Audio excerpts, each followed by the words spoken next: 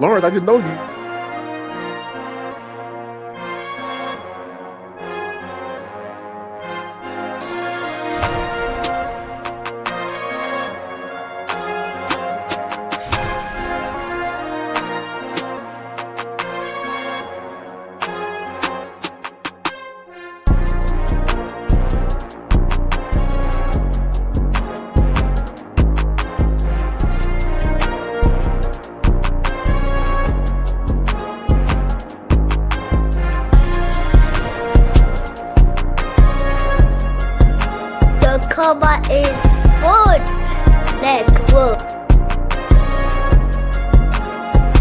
This is a special presentation brought to you by the Come On in Sports Network.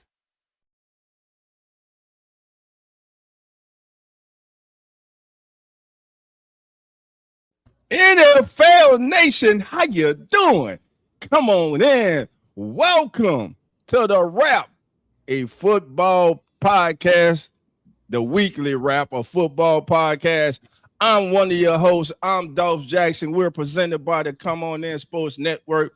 Look, we got my brothers in the house tonight. We got host of Atlanta Falcons Fandemic. This man needs no introduction. Falcon Nation, you're sleeping on him. You're sleeping on him. My brother Cowboy is in the building. I know y'all see that match side by side. Y'all say, man, how does this work? We family, baby. We just love to hate on certain Sundays. At the bottom of the screen, right under me, is one of the hosts of the Farm Media Network, excuse me, Mr. James Patrick, and shout out to his lovely wife, the lovely Miss Florence. Shout out to her. And we are expected to be joined by one of the best in the business. Y'all knew who I'm talking about. You saw the thumbnail. I'm talking about none other than Mr. Mike Detillier. And right under Cowboy, it's the host of the Weekly Wrap, a football podcast, our brother, Mr. Lawrence Foster. Lawrence, come on in. Oh, welcome, everybody. Thanks for joining us, as always, on the Weekly Wrap. We got a fun show for you in tune today. We got our mock draft. It's going to be live. We're going to have real reaction, real input. We hope you guys have some input for us on what we need to do. James, nice to meet you, man. Love your work. Thanks for joining us today. Well, thank you. I love your work too. You guys are very entertaining and very good. We're getting the voice out of all your guys' talents, and we just are really looking forward to all of you growing and getting more and more, because you guys are very talented, and I really enjoy your shows. Well, thank you, guys. And Dolph, we'll kick it off like we do every week. Some news. Obviously, the big pre-draft news from yesterday of Dexter Lawrence being traded to the Bengals for the number 10 overall pick. And Bengals kind of one of those teams that doesn't seem to do things like this very often, but it seems like they're really going all in with Joe Burrow in his prime with the receivers and weapons they got. So we'll go around the horn on that. James, kicking it off with you. What are your thoughts on that trade? One team make out better than the other? Is kind of a win-win in your eyes? I don't know. It seemed like a lot for him. I thought he's a very solid player and a good player, but so I think this could be a win-win, but I thought it was a little bit much. And like you said, it was very shocking when I heard a trade. I never thought the Bengals would be making this trade. So very interesting. Kicking off the first round with some interesting things already. Yeah, absolutely. Cowboy, your thoughts on the Dexter Lawrence trade? Yeah, I agree with James. It seemed like it is a lot. But this just showed his desperation of wanting out of New York. I mean, I'm trying to figure out, was it that bad up there where that he wanted to leave New York to go to Cincinnati? I thought New York had a bigger upside or more of an upside to future aspiration into the playoffs or closer to the playoffs anyway. But I don't know. I mean, things must have been going like really crazy up there. They want to be out and end up in Cincinnati. So I'm waiting to see how that turns out for him, how it works for him. Dolph, I think you're. I'm gonna disagree with all y'all. I love the trade. First of all, it was. Let's stop playing. We know what it was about. It was all about the money, baby. Give me the money. Show me the money. You got this new regime coming in with John Harbaugh. I didn't draft you. Okay, I would love to have you, but you were not my player. Look, Lawrence has spent all 7 of his seasons with the Giants.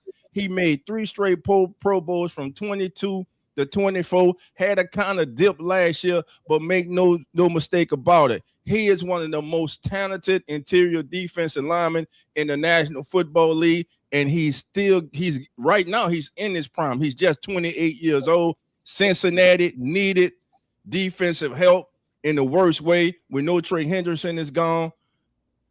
Who are they going to get at number 10 better than Dexter Lawrence right now? Was it worth it? Yes, to me, it was worth it. It was worth it. Bingo Nation, Jungle, sign off. Let us know. Do you like the trade? Do you disagree? Are you mad because the number 10 pick is gone and you got a player that could have or might have worked out, but you're getting a player who has made 3 Pro Bowls in his time and is regarded as one of the best interior defensive tackles in the league. So there I go. Y'all know how I do, baby. Yeah, I agree with you. I'm not saying it wasn't a bad deal. It's it's just that I would think that New York probably would have made a bigger go at it than just let him walk. You know, I know they didn't want to spend that kind of money on him, but his impact on that defense, he is the true leader on that defense, or was a true leader now that he's gone. But I think New York will probably put up a bigger fight than just let him walk. I mean, it was a good deal for Cincinnati, but I don't know. Dexter, like I said, things must have been going crazy up there for him to just walk out of there and not put up a good fight either. So I don't know. Maybe it was on both. It was the feelings were mutual on both sides. I mean, if I'm the Giants, I mean, they say that it was reported that he asked for the trade on the 6th, April the 6th. Mm-hmm. 14, it was reported that they were at an impasse. So you saw this coming. And if I'm the Giants, I do this trade. 1, we can't come to a mutual agreement. 2, he is right now, he is our most value, he's the most valuable asset we got. We get the number 10 pick in the draft. We already have a number 5.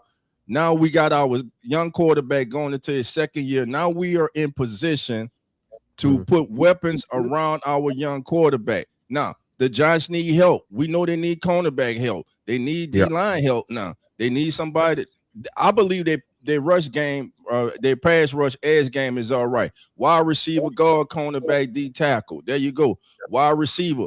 At number 5, Cornell Tate is in play. I'm telling you. Everybody's saying Cornell Tate's in play. And also Jeremiah Love. Now, what do they do with the 10th pick? Do they try if it's Jeremiah Love they want? Yeah. Do they try to get in front of the Titans, who are rumored to be interested in Jeremiah Love? So it's a lot of ways the Giants can go with that number 10, with these 2 picks in the top 10. I think they walk away with 2 starters in the top 10. If I'm them, I keep both picks. And I take the top players on my board, and I'm surrounding Jackson Dart with the most talent I can get. I'm going offense and defense with those two picks. But Cornell Tate on the opposite of Neighbors, let's think about it. They need a number 2 now because Rondale Robinson, he's in Tennessee. So Cornell Tate to the Giants, to me, that's in play. Or did the workout Friday do enough to make the Giants say, hey, let's go to ASU and let's get Jordan Tyson? I'm just saying. Yeah, I agree. We'll take a moment there to reach out and say hello to Miss Pam. She's joining us from Falcon Nation, and then Mr. Daniel Berry, 2 of my followers. Welcome. Appreciate you joining in. Welcome. Come on in. I know Daniel. What's going on, Daniel? Pam, how you doing? And we got the law firm in the building too.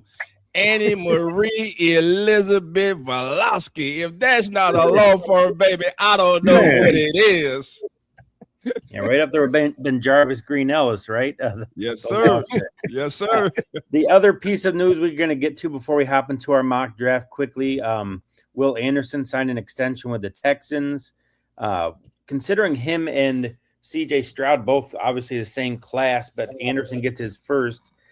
James, does that speak more to C.J. Stroud or Will Anderson in your eyes about and the defensive end getting the extension first? I don't know. I I like CJ Stroud, but I think he's kind of one of those guys that's a good quarterback, but not a great quarterback. And I think that so I think that they need to go back to their pound and ground where they were physical on defense, good running game, and CJ Stroud plays key plays. So I think it's more. I think they know what they have in CJ Stroud, and to me, I want their defense to be elite. And I see it with the Raiders. I see it with a lot of teams. If you have two edge rushers that can really get to the quarterback or a defensive line to get to the quarterback, it covers up a lot of ills. And John Mann used to say, a great pass rush covers over a lot of stink. And that's the thing is you could get away with things. And I think so. So that's kind of where I think that to me, I'm like the Eagles. You can't have enough guys getting to the quarterback or being physical in the front eight. So that's kind of how I see it. Yeah.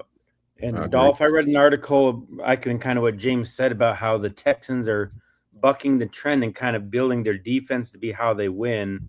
Do you think that's a smart move by them? And your thoughts on that extension for the Texans? Yeah, I love the extension for Will Anderson. He has, to me, outperformed where he was drafted. He is one of the few that come into the league that has lived up to the hype, to the expectation. He's an excellent young football player. And as far as the Titans, you say they're planning on building through the defense. Why not? Why not build through the defense? But listen, you got a young quarterback, a young talented quarterback. I love the addition of Wan'Dale Robinson to the Titans. Their running game isn't horrible, but then again, I'm gonna say this: when you have an opportunity to get I'm gonna say it, this word is thrown around so much, but I'm gonna say it, a generational talent. To me, Jeremiah Love is the equivalent of Bijan Robinson and Jamil Gibbs. He can have that type of effect on the football team. He's the type of player that will make defensive coordinators stay up at night. And he is a every down back, not situational, every down back. He's good at picking up blitzing linebackers, safeties coming.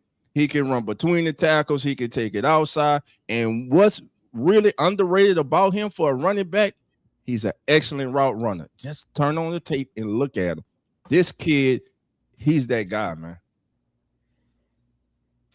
All right, Cowboy, you want to wrap up your thoughts on what Dolph said and then the Will Anderson, CJ Stroud situation? Yeah, if I'm Houston, man, I look, there's such thing as keeping a core to the team and build around the core, not just the player, right?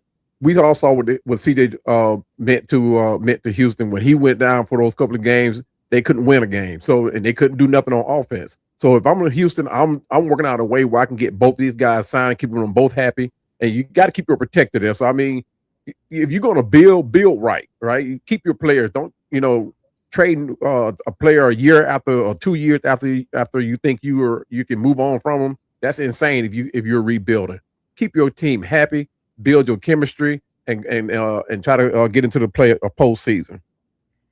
Now, I'll close out by saying, as a Bills fan, I wish the Texans hadn't won when C.J. Stroud was out. But the Bills lost to Davis Mills on Monday Night Football. So, yeah, I'm not a big fan of either of them. But we're going to head into the draft now because we got 32 picks to roll through, guys. We're going to kick things off. James, I hear you are a Raiders guy. Is this accurate? Yeah, I'm more. Yeah, my family has always been Raider fans, and I've been a Raider fan. But since they've moved 9 times, it's hard to keep track of everything. So your loyalty feigns a little bit. But yeah, we're looking at the first pick. I like Mendoza. I think he'll be a solid quarterback in the NFL. I really like his personality and all his what everyone else says. He's got a good arm, good accuracy, so and a good personality. So I think he's a no-brainer, nice pick for the Raiders. All right, so Mendoza is obviously the pick. I don't think there's any question about that. So we'll pull up his card here real quick for us on that. So quick thoughts, guys. We'll go around the horn. James picked Fernando Mendoza, not a surprise. Cowboy Dolph, thoughts on him going to the Raiders with Kirk Cousins there as well. Yeah, it's a no-brainer. It's a no-brainer. I mean, Kirk Cousins is. You saw what he did here in Atlanta. I mean, I don't know if it was by design or was that by will, but Kirk Cousins didn't work out here. Didn't finish the task that he was hired to do. I don't know. Maybe his mindset will be different up over with the Raiders. But you got a young quarterback in Fernando Mendoza who's shown that he's a you know, regardless of how you feel about how athletic he is, he has a great mind on this. He has a great head on his shoulders. He reminds me of Matt Ryan when Matt Ryan was being brought out of Boston. Matt Ryan wasn't the most athletic, but you saw how smart he was with the ball, and he was that team leader. So, and Fernando the same way. He has the knack of having people dialed in when it's time to step up and play. I like this pick for the Raiders, and besides, I think he's going to be day one. I mean, he got a great teacher over there. Maybe he'll find that chemistry with Kirk Cousins and learn a lot from him. I like this pick for the Raiders.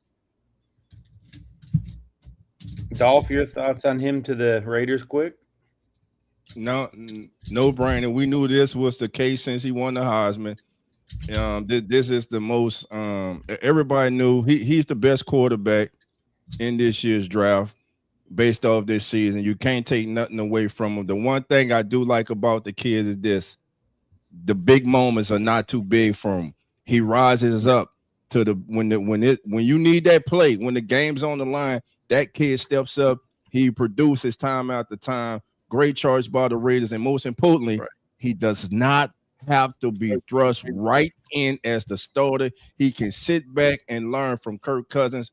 I love that for that young man.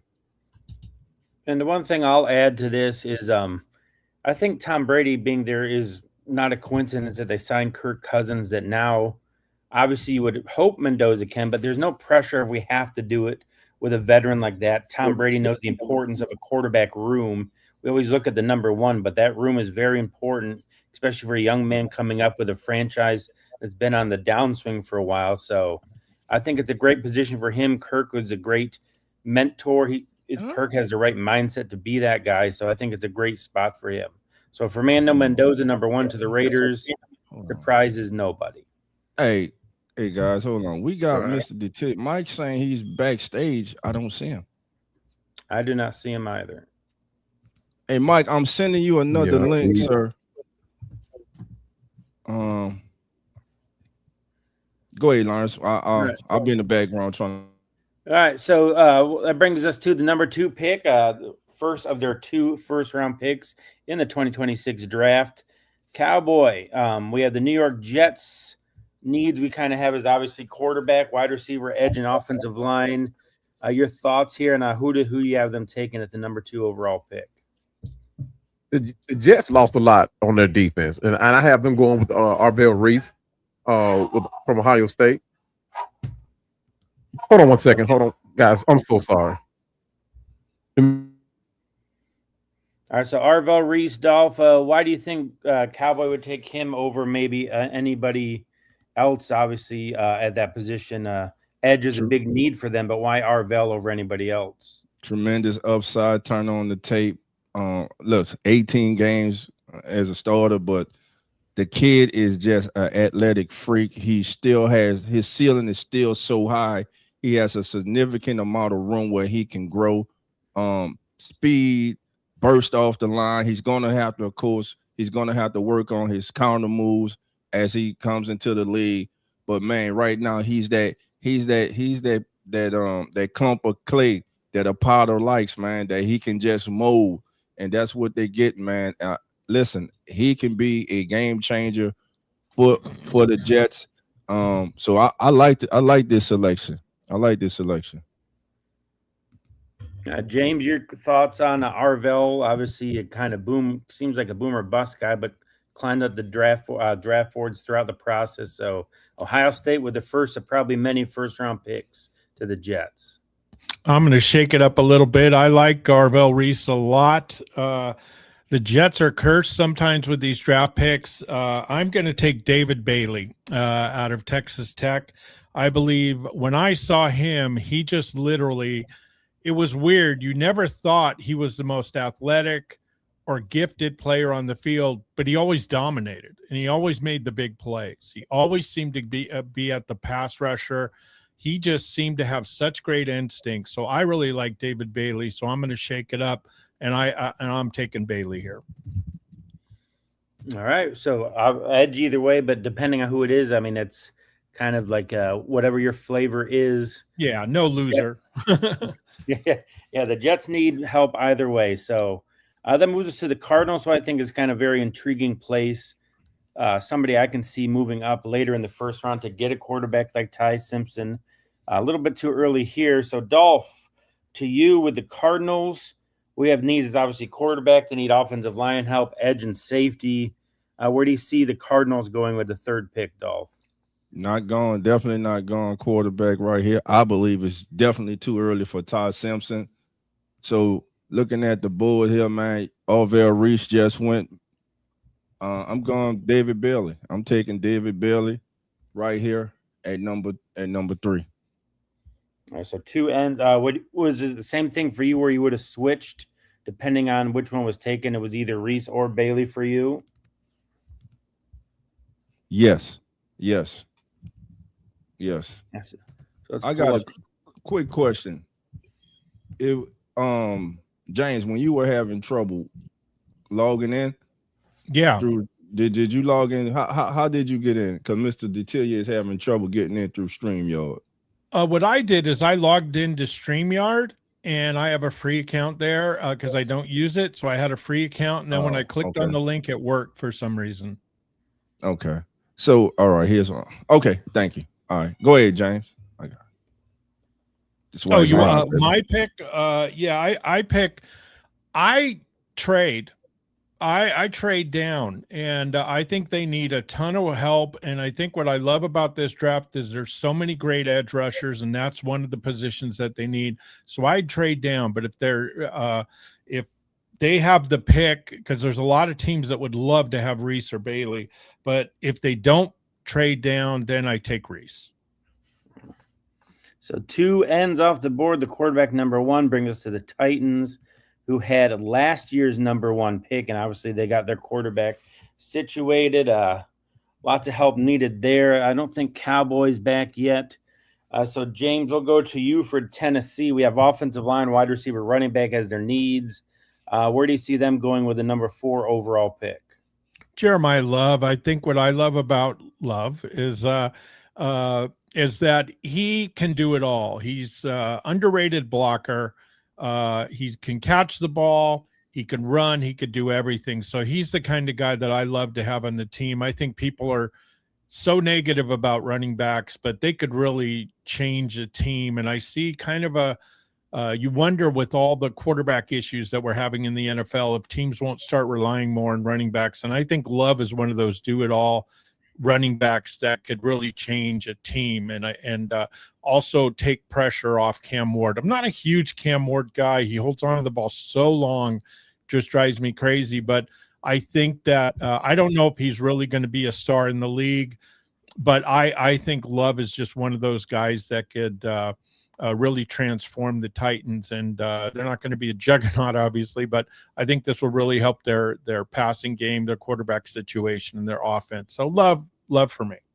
100%. And Dolph, you've already talked about Love being possibly the best player in the draft. When you think about the Titans, Dolph, in their history, when have they been great? When they've had great running backs? Yeah, Eddie George back in the day when they had I forgot his but they have obviously Derrick Henry. So do you think they're kind of just trying to get back to that mindset and type of play, especially with Robert Saleh coming in?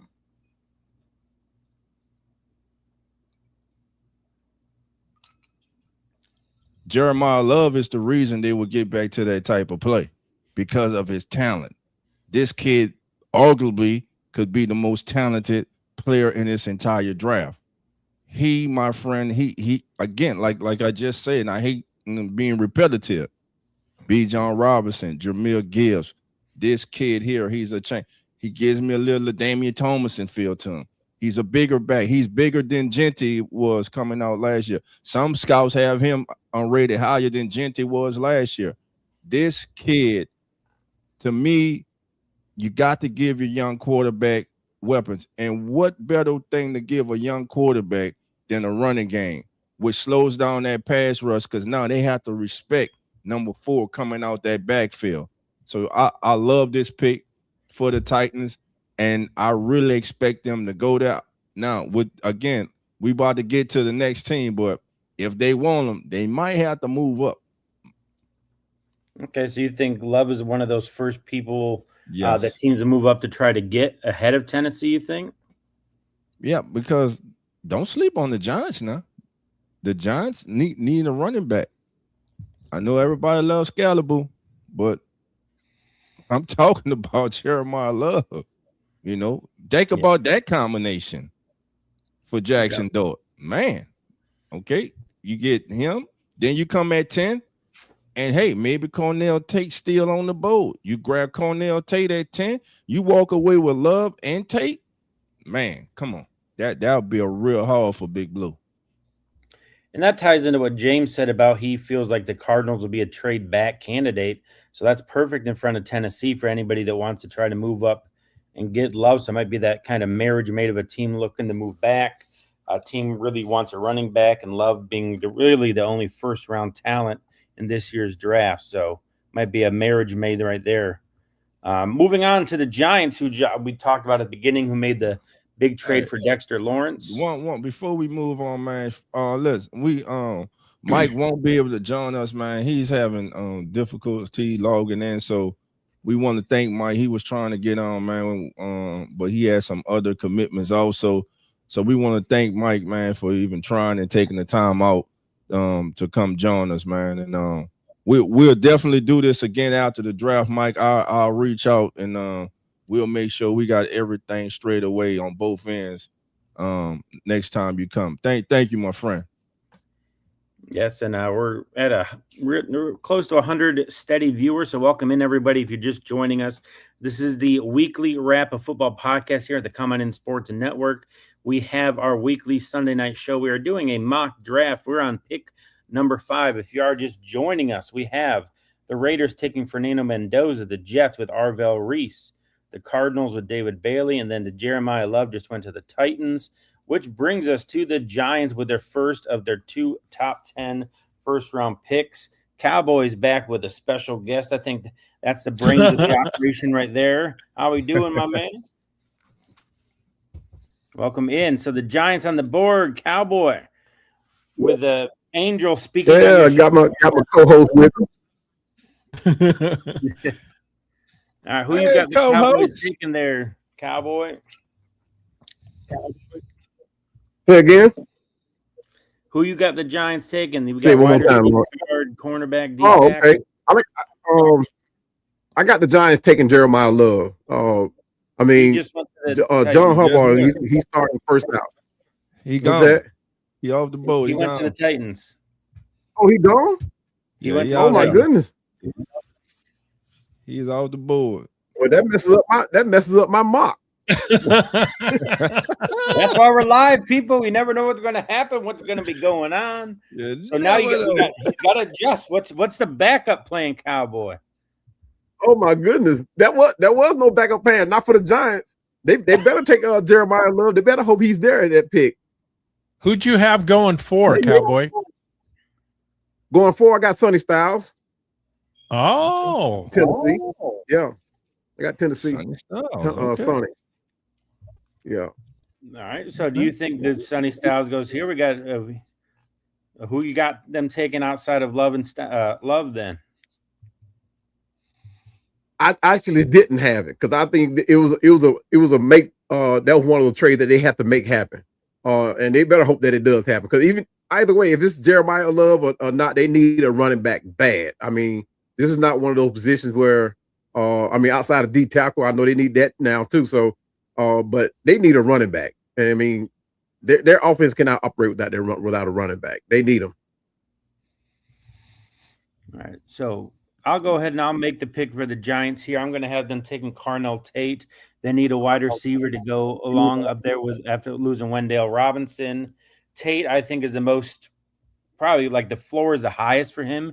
He might not have the ceiling of a Tyson from ASU, but I think his floor and what he's able to do, and he doesn't have to be the number one, which Dolph has talked about a bunch throughout this process of him never being a 1, but assuming Neighbors is able to come back healthy, that's your number 1, and then you got a solid number 2. And if anything, over the past few years, Ohio State has shown their receivers come in ready to roll year 1. So, James Dolph Cowboy, thoughts on Carnell Tate to the Giants? Go, Dolph. I love it. Again, I said it earlier. You got to get a number 2 opposite of Malik Neighbors. Then we have to realize Malik Neighbors is coming off a knee injury. So you get a Carnell Tate, you put Carnell Tate, you add him to that offense, you're going to have a running game. And I like the young tight end they have too. Jackson Dart, you give Jackson Dart 2 bona fide outside targets and Neighbors, and Tate, you got the rugged running game, the violent running game. We know what type of running game that John Harbaugh is going to want to have in the regular season. It's just a problem with it in the playoffs. So he'll run the hell out of the ball in regular season, but playoff, I don't know. But I love the addition here of Carnell Tate to the Giants. It makes a lot of sense. And again, you are surrounding your young quarterback with talent. He's my pick. I have him. I know some mocks have Dykes and even Downs going, but I love Tate. And I think he's one of those guys, he doesn't drop balls. He's just one of those guys that just gets it. And he's a playmaker. He plays at the highest level. To me, he's that guy I want. I want him. He's a leader. I just think it's a no-brainer pick, at least for me. Yeah, and I think the Browns would be pretty upset that he doesn't fall to them at 6. I think he would have been a real target for them, especially with 2 first-round picks. But talking of the Browns, Dolph, we'll have you take the Browns pick here. Wide receiver, tackle, guard, edge. Lots of places it could go. Where do you see the Browns going at number 6? Quarterback. Yikes. With the 6th pick, the Browns select Todd Simpson. No, I'm just playing. But knowing the Browns, you never know. You never know with the Browns. They need 9 quarterbacks. So you scared me, Dolph. You scared me there for a second. Listen, you got a busload of quarterbacks. You got to protect them. I say Spencer Fano, offensive tackle from Utah. I think he's very talented. He can play either tackle spot. Now there could be at some point you could look to moving him at guard, but I think this kid is one of the better athletes as far as big men offensive linemen in his draft. So I'm gonna go Spencer Fano, offensive tackle from Utah for the Cleveland Browns. All right, there we go. Spencer Fano, the first tackle, which I think I figured there'd be about 6 to 8 going in this draft in the first round. Cowboy, he's not here right now. James, your thoughts on Fano to the Browns? If I'm the Browns, I trade down. I trade with the Cowboys. And the Cowboys defense stunk. And I think if I were the Cowboys, I would do this to get Sonny Styles. I think they need a leader. I think they need and he's that guy. Great playmaker, and I think he's one of those guys that could kind of take over from Micah Parsons and be that stud on defense that could really take over because they really lack leadership and they lack talent. So that's what I would do if I were the Browns. But since we're just picking, what I would do for the Browns is I love Dolph's pick, but I really love Sonny Styles, and that's who I would take.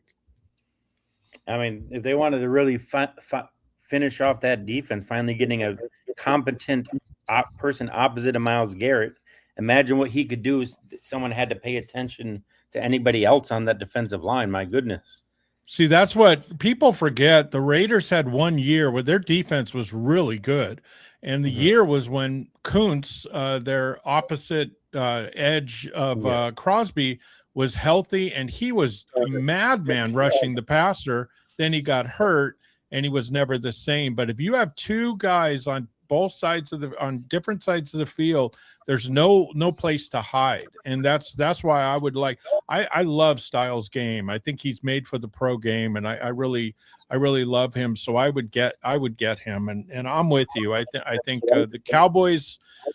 The Cowboys want to win now because Jerry Jones is late 80s, I believe, and he wants to win before he passes. And he said it several times. Al Davis said it several times. So I think they're not going to wait around for people that can't play now. And I think this guy's a plug and play. He's really good. So that's kind of how I see it. Yeah. Oh, if you want to answer this question from Sinbad quick, he asked you after you saw what you success of punting in the Super Bowl, can clubs finally see punting as a real weapon and not just a way to rescue a poor drive? So your thoughts quickly on that, Dolph. Yeah, you talking to a Saints fan who had an awful punter last year. Thank you, Houston, for giving us a 7th-round pick for him. We went out. We signed Ryan Wright from the Vikings, one of the top punters in the league. So yes, listen, like I always say, you don't think about special teams until it bites you in the butt. So yes, punting is a weapon. If you got a good punter who can consistently put the opponent in negative field position, man, that's a weapon, man. So yes, it is a weapon. I do see it, sir. What up, Sinbad? Thank you for the question, Sinbad. Anyone else throw your questions, thoughts about there we'll get them up on the screen for you, address them as we can. But we're going to move along here to keep things going. We're on pick number 7 with the Washington Commanders, who unveiled their kind of new uniforms, which are really kind of a throwback. Love the colors and combinations they have moving forward with that. But Cowboy, you lost your angel on your shoulder, but you got the Commanders here. Wide receiver, cornerback, running back, center. Yeah, I got yeah, y'all kind of messed me up on that number 6 pick too. But we're gonna move on because that's the reality of the draft. You're supposed to text us on what to pick. So come on. No. Do your thing. I mean, yeah. But I mean, that was a good pick anyway. But for Washington Commanders, man, I got them going defense on this one, and they need it. The offense is solid, right? But the defense is what is giving. It did give up a lot of points last year. But I got them going with the edge. They need to start getting pressure on quarterbacks. You saw what a lot of the mobile quarterbacks were able to do against Washington, and I got them going with Ruben Bain from Miami at edge. You talking about a guy that's very underrated right now only because of his arm length.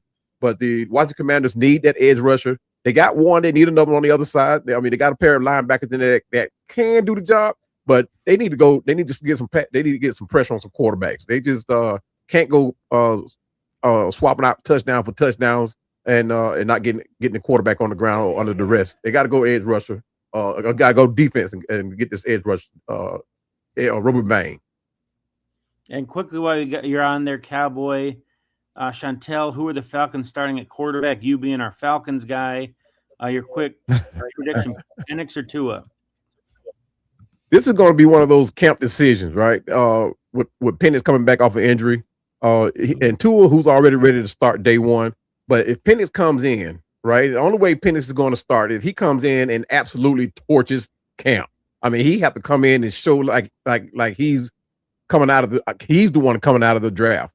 He has to come in and command like he already knows this playbook, knows the system rather, and he has to command it. I mean, otherwise Tua is going to be the starter, and it's all going to be depend on how healthy he is, right? If he's not 100%, they're not going to start him. So, but I got Penix coming in if he comes in and show that he's ready to start. But if it came down to if I had to make a decision today, it's going to be Tua all day long. You're talking about somebody that's already healthy, already knows the system. He just need a pair of offensive weapons with a nice offensive line, and we have that. All right, thank you for the question, Chantel. Much appreciated. Dolph, quickly before we move on to the next pick, Ruben Bain over Sonny Styles. Your thoughts there with the Commanders' pick? I need pass rush help. I love either way they go. It's a win-win. But Ruben Baines looks like he's falling because of short arms, but If I'm not mistaken, for his whole life since he's been playing football, he's had short arms, and them short arms haven't stopped him from being dominant on tape. So it really kills me about this. Turn on the tape and watch the production. He's a hell of a football player, man. I love the Reuben Baines, man. Reuben Baines to the Commanders. I love it. And James, I don't even need to ask you. You've been on the Sonny Styles. You would have taken Styles over Bain, I imagine, because he's been 4 times already for you, I think. Yeah, Styles is already gone for me, and I think Bain would be a perfect pick. I have him going here too. Another guy, I'm not an NFL Combine guy. I'm not, his fingers are 2 inches or whatever the heck it is. Yeah.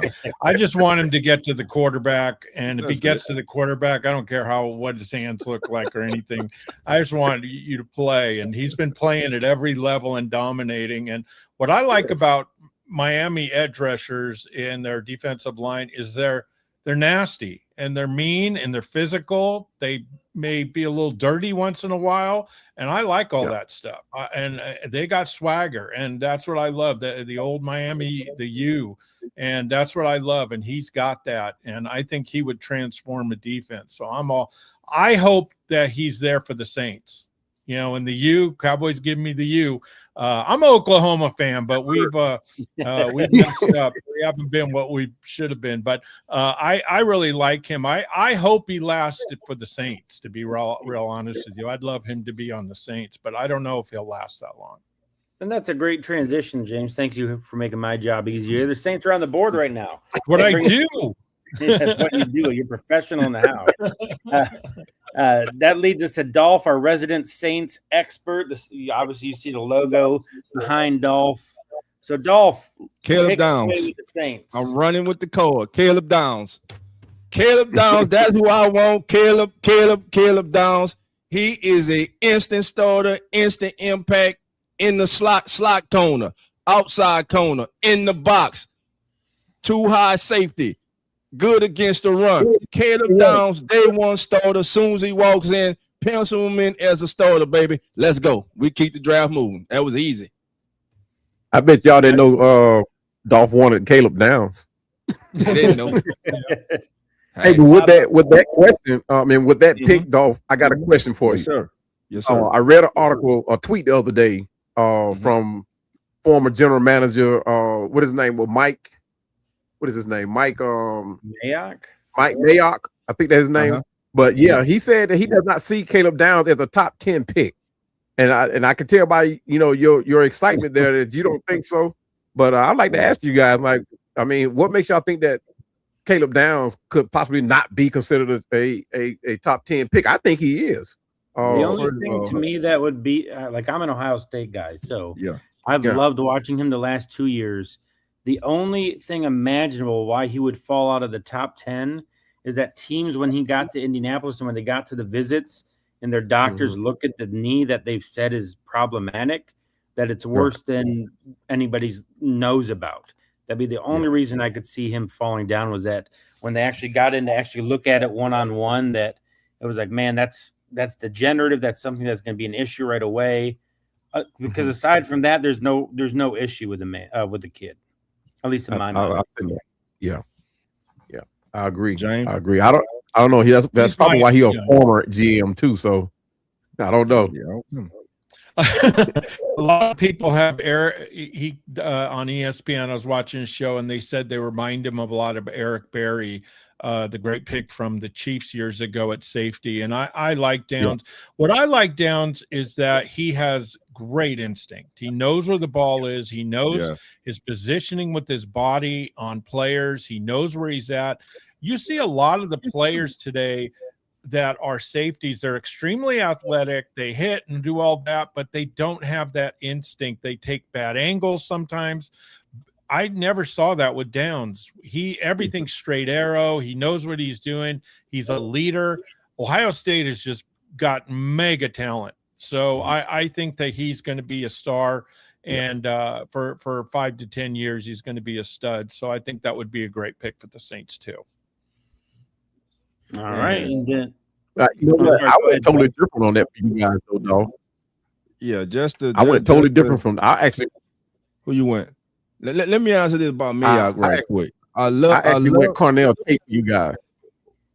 I wouldn't be mad at that because we have great success with wide receivers from Ohio State. So I don't know if he's going to last that long though. Yeah, I don't think he's gonna last that long. But as far as Mr. Mayock saying that he is not a top 10 talent, like you said, Cowboy, we saw when he went from the TV booth to the executive office. Yeah. I love him as a TV personality and analyst, but as a front office exec, sir, stop it. Nada. That is why, and I love Super Sports, man. Love Super Sports. Yeah. Remember when the Raiders re-signed Derek Carr because they thought Tom Brady was through when he left Tampa or New England. So Tom Brady even said he was stunned that they had done that because he wanted to come to the Raiders. And they just said, no, Derek's our man. So, and don't get me started on Derek Carr.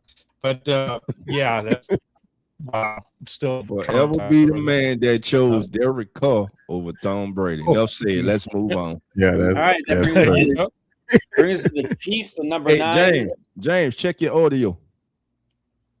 Oh my God. Yeah, your audio. I think James is just lagging. Period. For a second. Okay. James, that brings us to you with number 9 pick, the Chiefs. Not used to picking up this high. The first of 2 first-round picks. They lost both their starting corners. They need help at edge, D tackle, wide receiver, still an issue. So where do you see the proud franchise going at number 9? I think the Chiefs have more holes than people think and people are saying. But I do like Jordan Tyson, wide receiver out of Arizona State. He didn't get as much publicity because Arizona State, they're not on a lot. But I really like him.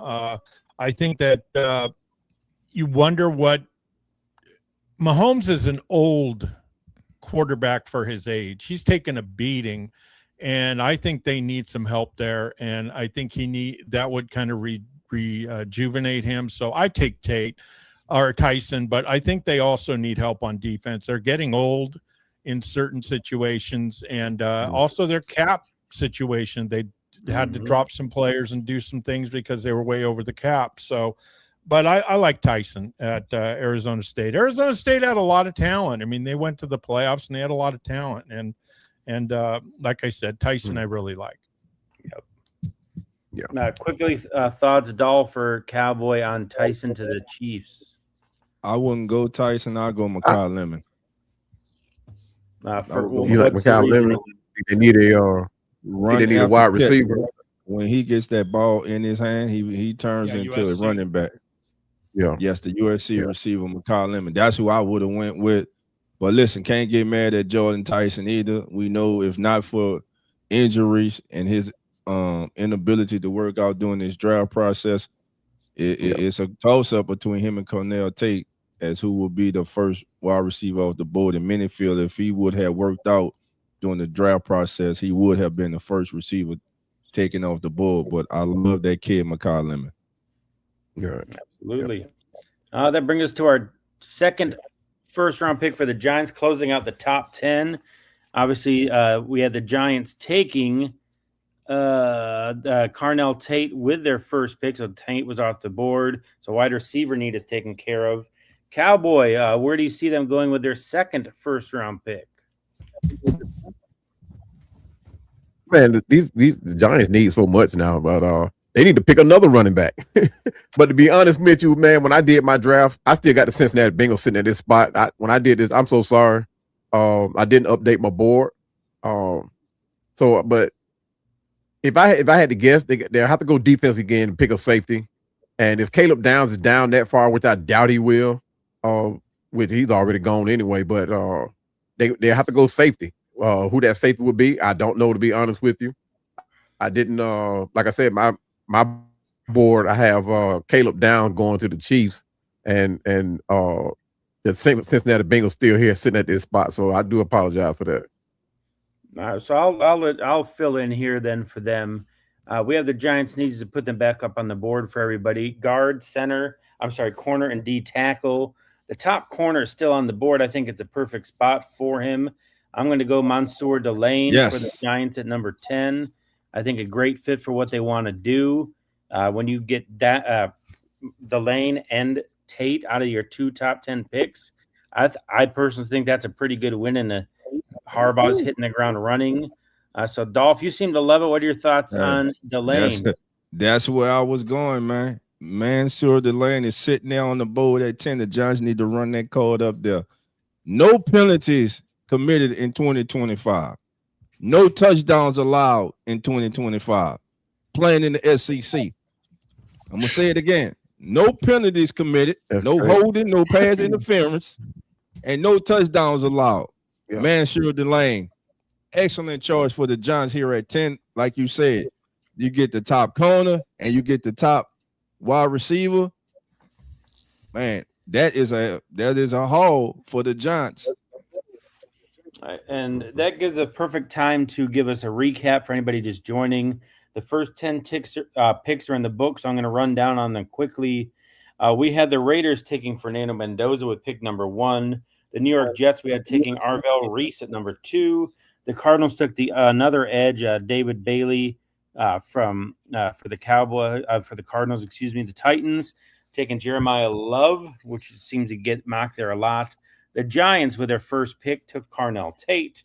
The Browns, trying to solidify the offensive line, took Spencer Fano. The Commanders took Reuben Bain Jr. The Saints, Caleb Downs. Dolph ran that card up. We should have timed him on his 40 with that. The Chiefs took Jordan Tyson, and we just had the Giants taking Mansour Delane. Hold on.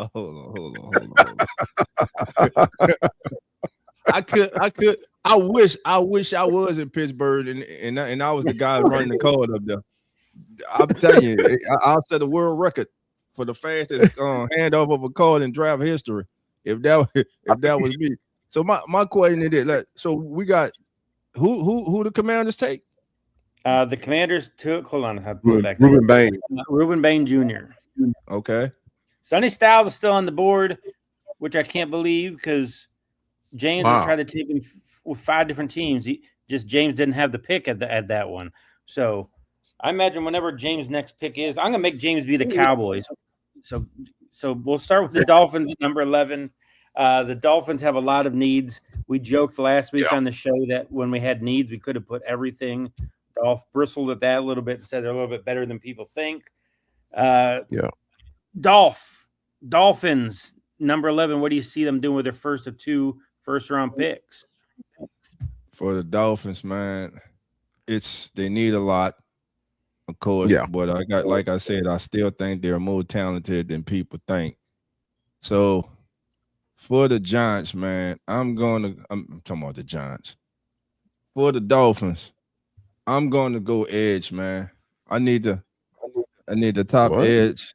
I need the top edge player who's on the board right now. So you're gonna take Sonny Styles? You're gonna jump James? I'm going. Yeah, you know what? I'm gonna do that. If Sonny Styles is there, they are happy on South Beach. Nobody saw that happening. So I'm gonna take Sonny Styles. Now, if this was to happen, we all would be like, what the hell happened? Why the free fall? But yes, Sonny Styles. I'm taking Sonny Styles for the Dolphins. Finn Nation, stand up, baby, and you're welcome. All right, so James, I need your reaction. Your man just got picked, the pick before you had the Cowboys, which I'm sure would have been a great fit. So your thoughts on Sonny Styles finally going off our board to the Dolphins at number 11? I think it'd be great. In my draft, I had Delaney going here because I didn't have him going before. But I think that's a great pick for the Dolphins. Yeah. The Dolphins have a lot of holes too. I mean, they could use help everywhere. So they have a lot of things. And to me, this is the time when you don't really go for need. You go for the best player. I've always been bothered by teams that draft for need. If I need a linebacker or edge rusher at number 10 and I don't think he's a number 10 talent, I don't draft him. I want a number 10 talent that's an edge rusher, or I either trade down or I buy someone else. I want them to be that talented. So I had, like I said, Mayagoa going to the previous pick, the offensive tackle from Miami. But yeah, I love Delaney though. I think, or Delane, how they pronounce his name. He's a real talent. And I know LSU had their issues this year and some negativity and stuff, but that guy's a talent, and I really like him. Yeah, I had the same thing. I had same thing with I had an offensive lineman going to Miami Dolphins. Managoa, either Fano, Spencer Fano. I guess that's how you say his last name. That Fano, Fano. Yeah. Yeah. I got the Dolphins got to start somewhere. They got to start protecting these quarterbacks, man. I don't care who they bring in. They got to start protecting them. You can't have them running all the time, which is why I think Tua did not have like the best career there. They never solidified that offensive line. They got the skilled players in there. They got the quarterback, but they couldn't protect them. So they got to start building that offensive line. I mean, you got to start somewhere. You know, whether you've worked for the inside out or outside in, offensive lineman is where I think they need to go.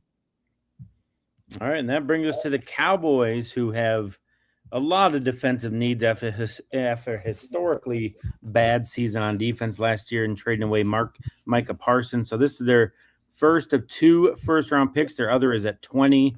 So, James, we have cornerback, safety, linebacker, edge. Where do you see them going at number 12? What sucks with this pick right here is now you start seeing people that they're not worth this pick.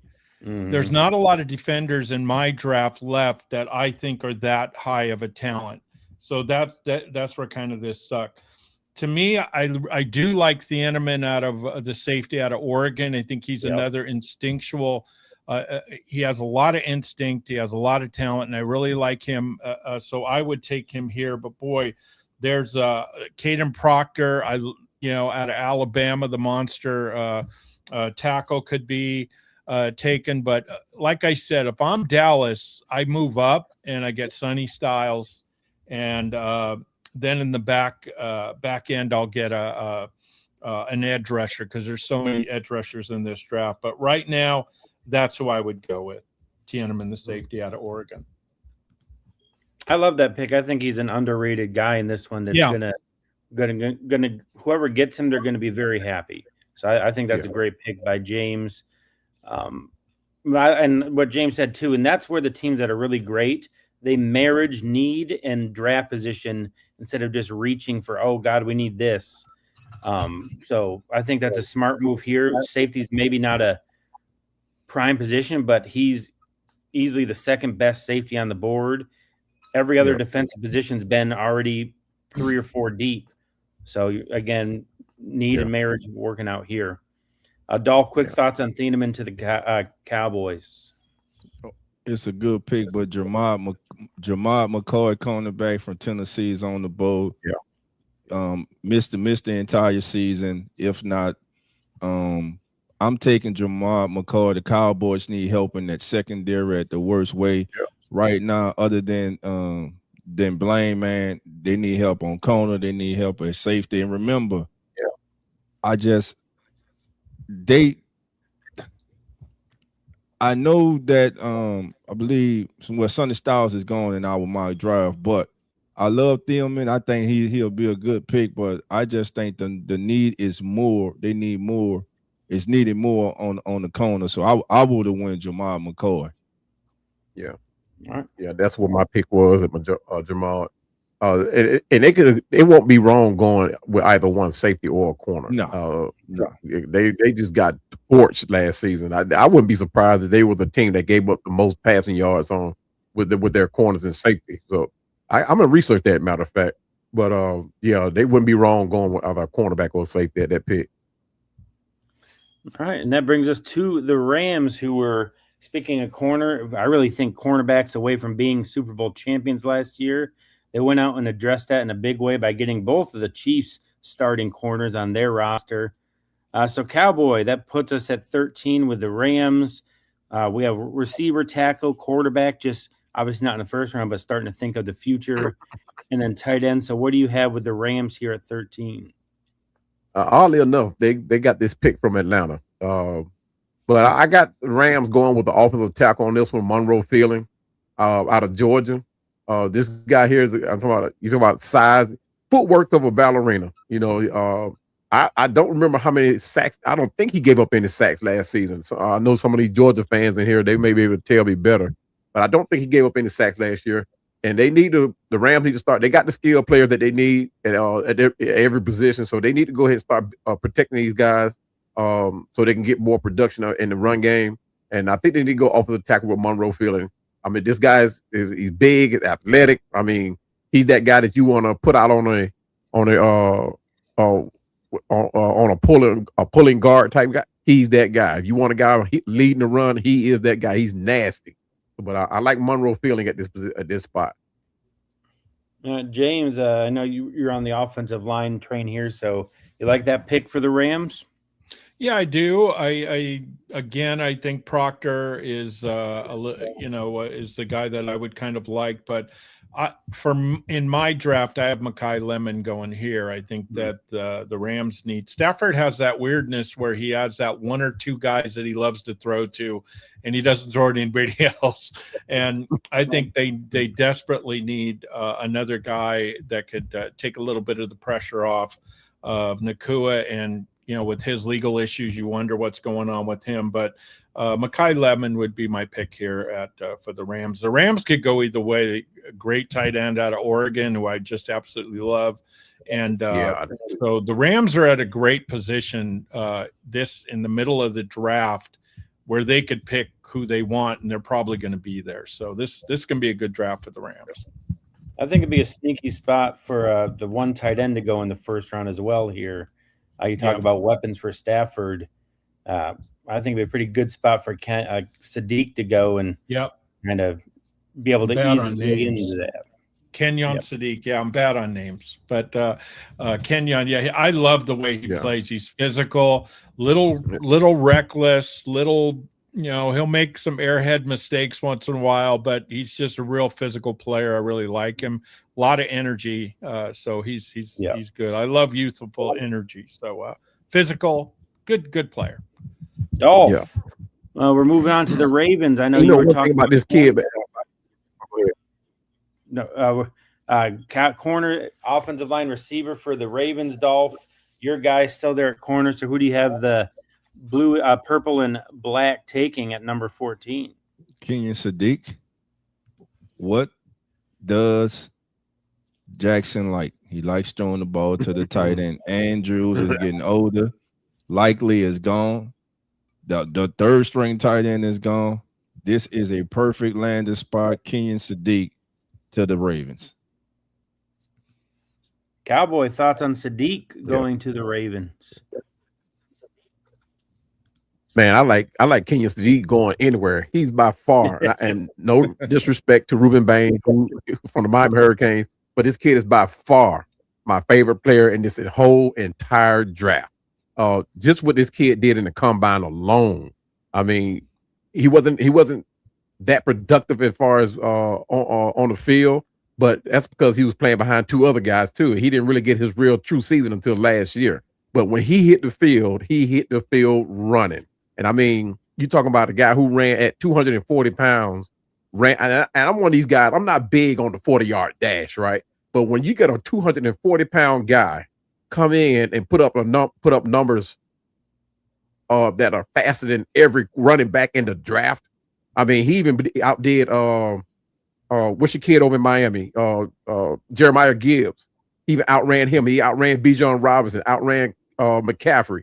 I mean, the only guy he didn't outrun in history was Vernon Davis, and he was only off that by about a 1/10 of a second. So this guy here in the weight room, 40-yard dash, the high jump, everywhere he plays like he was a running back or wide receiver. So, but I like this kid. I don't care where he goes. I'm behind him. I'm watching him next season.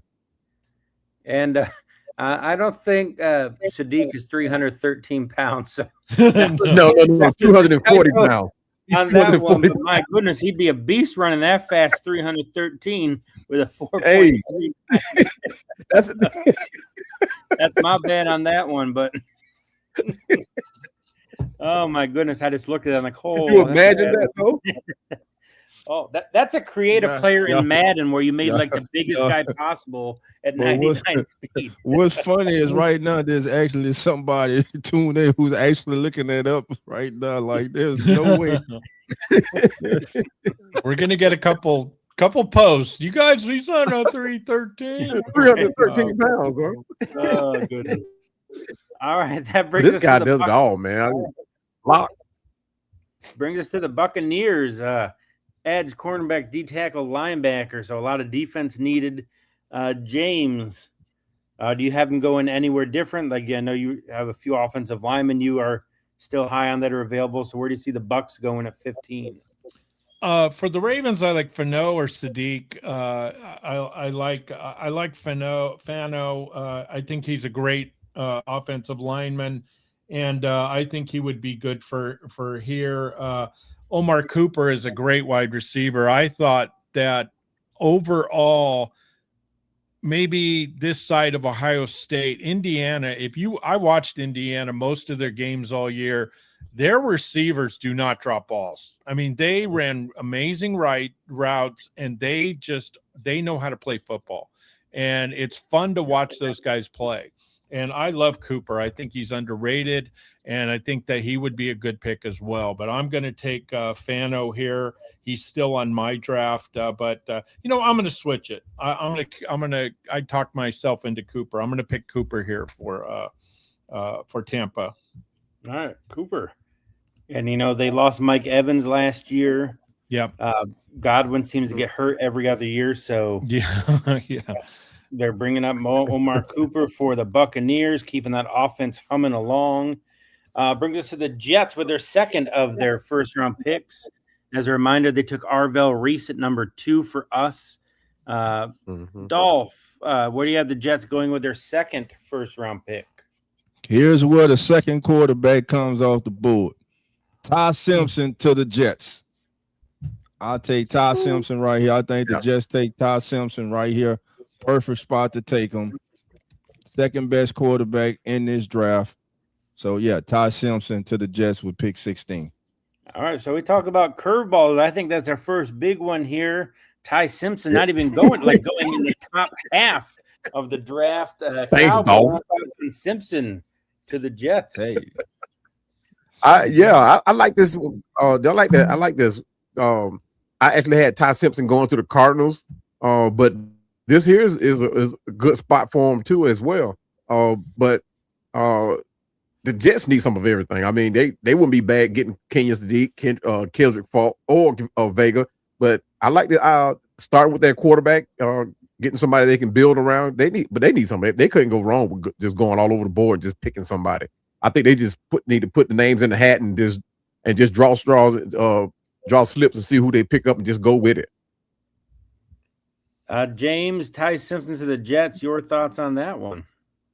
I think that Dolph might be right, and I think it'd be a horrible pick. I do not like Ty Simpson. He wasn't that good at Alabama. I mean, when he played the bigger teams, he struggled.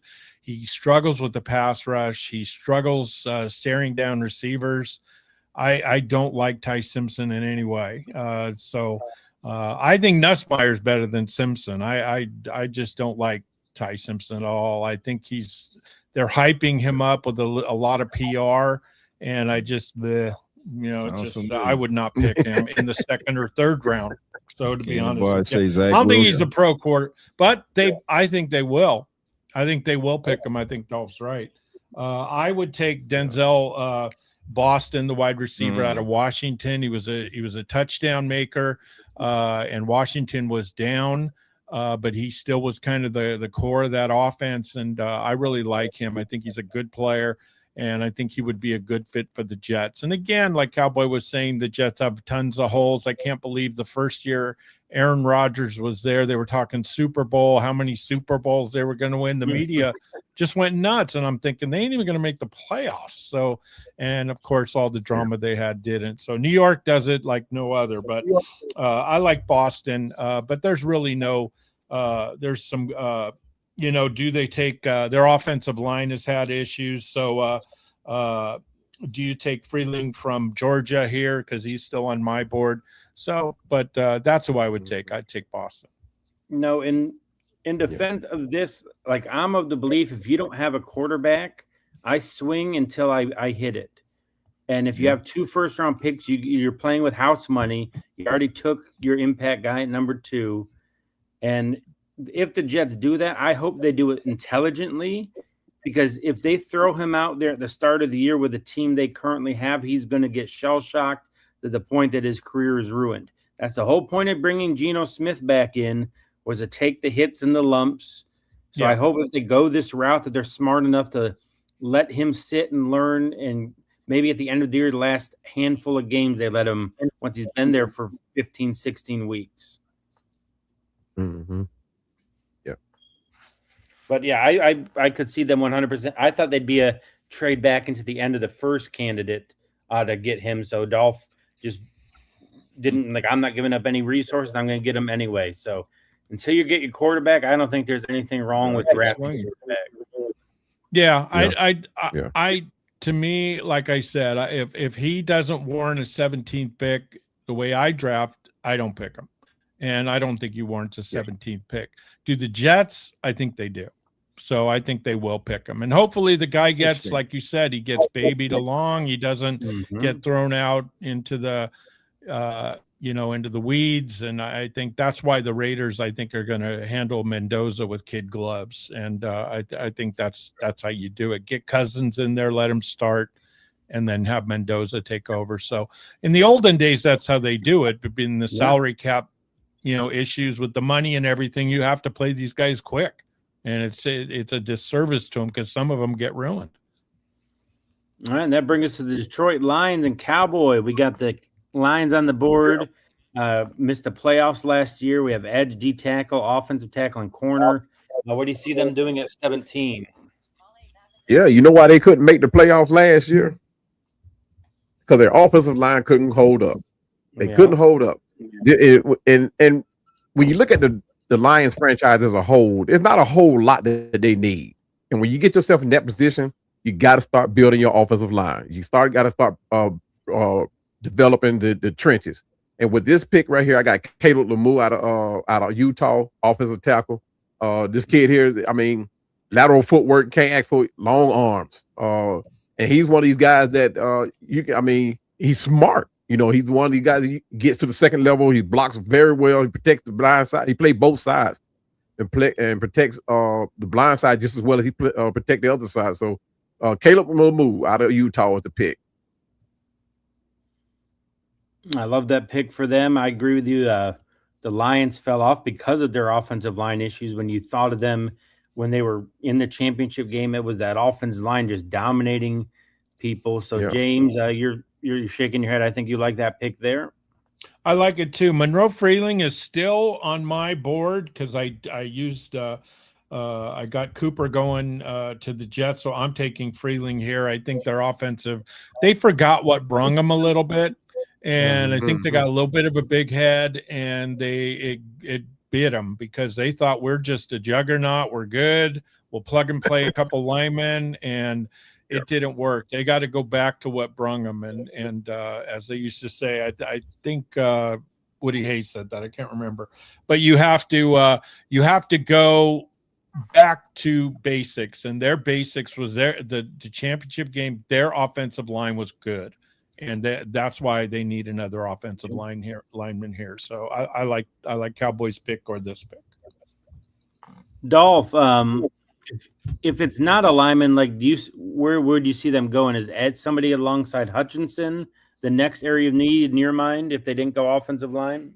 Yeah, if they didn't go offensive line, that would be it. But I would have a different pick for him here. I would go to Penn State and I would take Oliveira Eyeing, the guard.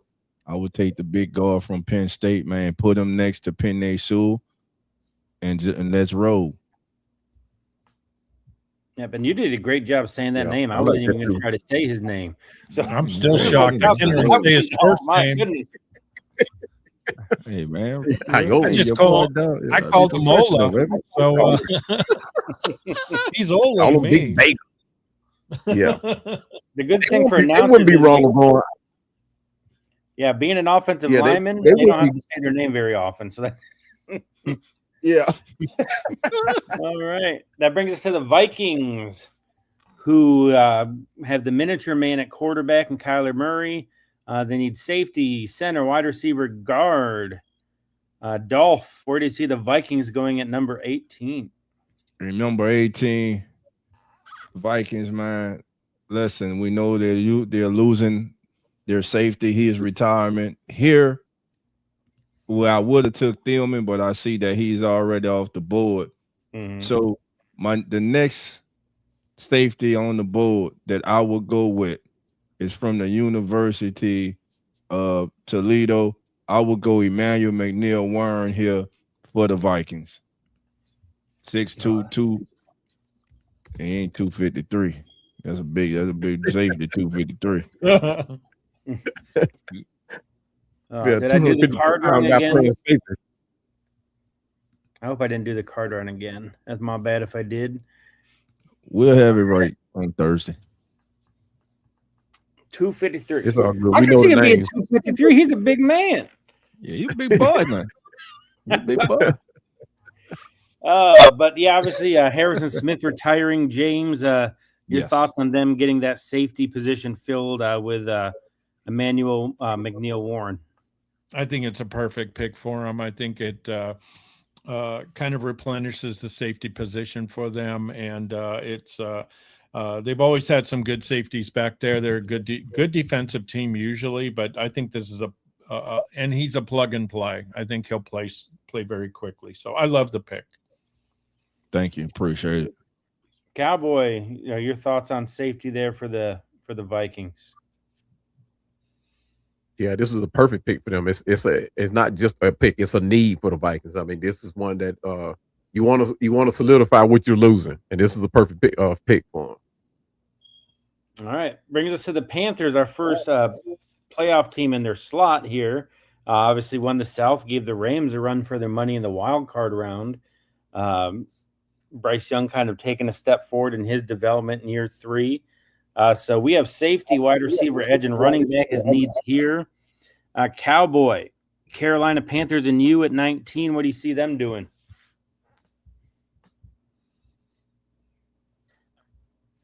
The Cowboy freeze. You on the clock? I got okay. You No, I'm not frozen. All right. Cowboy, what you got for the Panthers in 19? I'm froze. Nah, you good. We hear you. You good. Yeah, the Panthers. Yeah, I got them going with offensive line. Blake Miller out of Clemson. Nice. Is going to be my pick here. Nice. But they got to protect the young man. He was on the run a lot last year, so I got them going with offensive tackle. Okay, I'm mad at that. Blake Miller. And somebody with the stature of Young, like he can't have people in his face pushing up there. So a great strong pick there for the Panthers. And we've talked about this whole process so far of when in doubt, just solidify the lines on either side. You can't go wrong when you're doing that. That brings us to the Cowboys with their second pick. And since, James, you did their first round pick, we'll have you do their second as well. The Cowboys at 20. Who you got for them there? Boy, I'm kind of struck at two of here's my notes. I'm stuck with offensive and defensive tackle. A defensive line. I'm like you guys. I think that when all else fails, go for the offensive line or defensive line, either one. So, let me see who I had for my pick. I had Peter Woods, defensive tackle for Clemson, going here. I like Clemson. Reminds me a lot of Miami when it comes to the defensive line. They're just very physical. They're very in your face. They're always going forward, and I really liked Woods. I think he was a good player.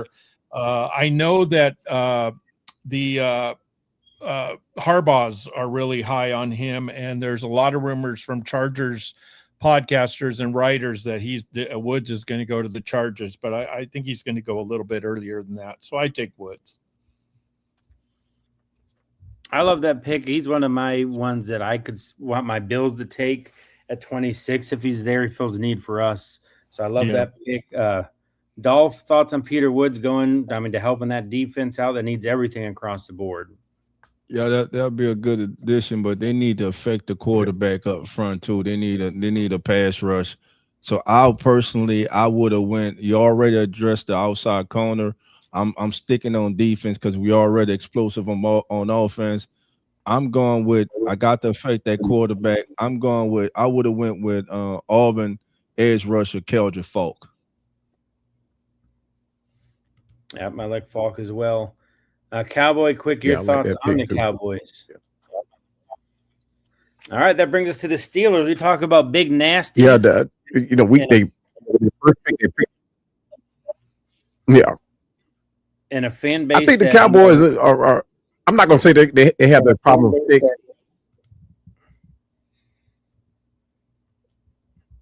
Okay. The Steelers, the offensive line, defensive line, a fan base that is one of the few that won't boo those types of things. They'll embrace them and the mentality there. Dolph, Steelers, where do you see them going, assuming Aaron Rodgers is coming back? Hey, like you said, this may be the only fan base that is excited to get a big nasty up front, baby. And we got one of the biggest nasty still on the board right now from the University of Alabama with the 19th pick in the Weekly Wrap, a football podcast mock draft. The Pittsburgh Steelers select Big O. Moving a mountain, baby. Caden Proctor, baby. Welcome to the Steel City, baby. Steeler Nation. Let's get it, baby. Let's go. We got our man. Caden Proctor. Let's go. I think that's a perfect fit for them, James. I had Proctor already off the board, so I can't give you him, but I'm going for Ola Vega Iowani. He's my guy here. I think he's a perfect pick for the Steelers. They love their offensive linemen. And like you said, they're one of the few fan bases that gets it, that will not have a problem going offensive line in a draft. I really love him here. I think he's got a lot of talent, and Caden Proctor to me is he's one of those guys that's either going to be a superstar or a bust. But I love Caden Proctor, so I had him going a lot earlier. But Ola's a great pick here for the Steelers, and he's kind of all Steelers. They like these types of players, so that's who I got. Yeah. Cowboy, Caden Proctor, thoughts?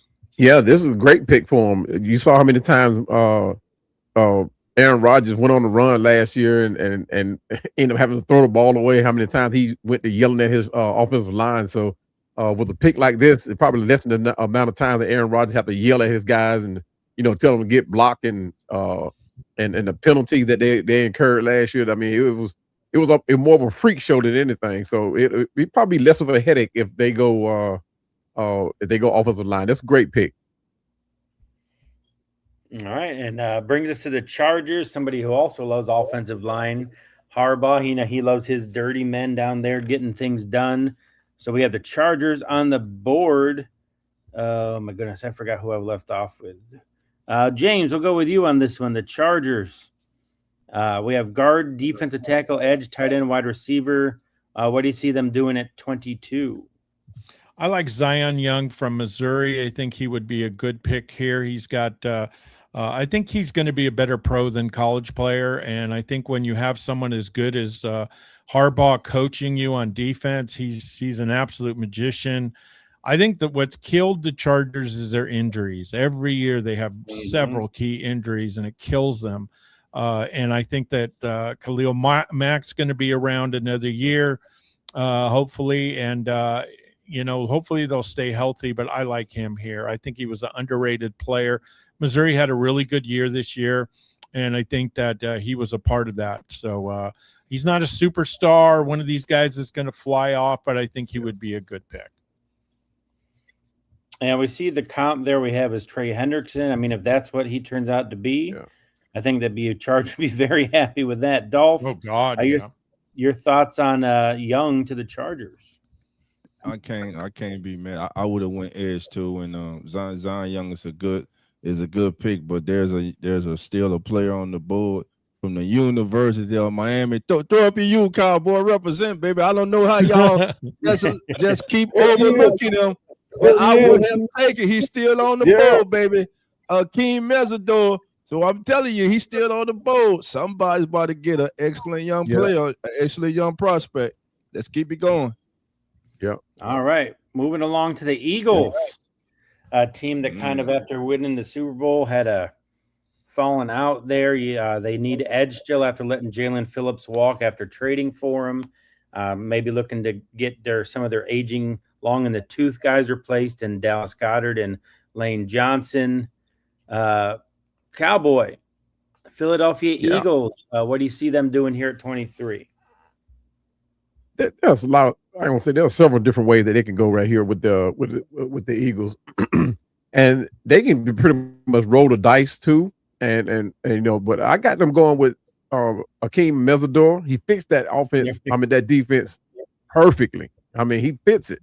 But I also have them going with the offensive line too with their second choice. But I got if like you said, they let go Jalen Phillips. And so they got to get another player in there with if not more energy, at least as much energy. And Akeem Mesidor is that guy. See, so Dolph, you should just go get a job as an NFL salesman. You just sold Cowboy on him the pick before, so obviously you're happy with this one. I got to get my Hurricanes in. How do you like the fit, Dolph, with Akeem and the Eagles? Love it, man. How can you not love the fit of him going there to the Eagles? He would just add to that young tandem that they have on the defensive side of the ball, and just be another nightmare for offensive coordinators to deal with. Mm-hmm. Yep. And James, your thoughts on Mesidor to the Eagles, quick? I like the pick too. I went a different way, but I really think that that would be a great pick for them. I think what's interesting about the way the Eagles draft is they draft not only for the present, but they also draft for the future. If they know that they're going to be losing a player in a year or two, or if a player's getting older, a lot of times they'll draft in the first, second round to replace that player early. And I think that's an interesting way to draft. So for me, I would go Blake Miller, offensive tackle, Clemson. I think he's a very solid player. The guy played mostly at tackle, but he's interchangeable. He's durable. He doesn't miss games. He's just one of those steady players that is really good. And I love those type of guys. So I could see them. I think either pick would be okay, but I really like Blake Miller. All right. And that brings us to the Browns. We're 3/4 of the way through. The Browns already had a first-round pick way back at number 6. They took Spencer Fano. They got the offensive line going. I'm going to take this one. I haven't done many yet, so I'm going to give you guys a little bit of a break. Plus, there's somebody I really like to fit for here. He's still on our board. Makai Lemon to the Browns. Dolph's been talking about him for a while, loving him. Jerry Jeudy. My jury's still out on him, whether he's a true number 1. But they give him a great weapon for whoever's under center for the Browns. So they have somebody protect the quarterback. Now they give whoever the quarterback is another weapon in Makai Lemon. So, Dolph, quickly, we'll go to you first. Thoughts on him to the Browns?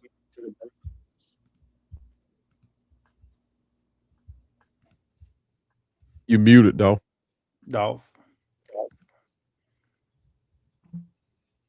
While he's doing that, James, your thoughts on Makai Lemon to the Browns? Makai Lemon went a long time ago for me. I really like him. So if he stayed this long, I would love the pick.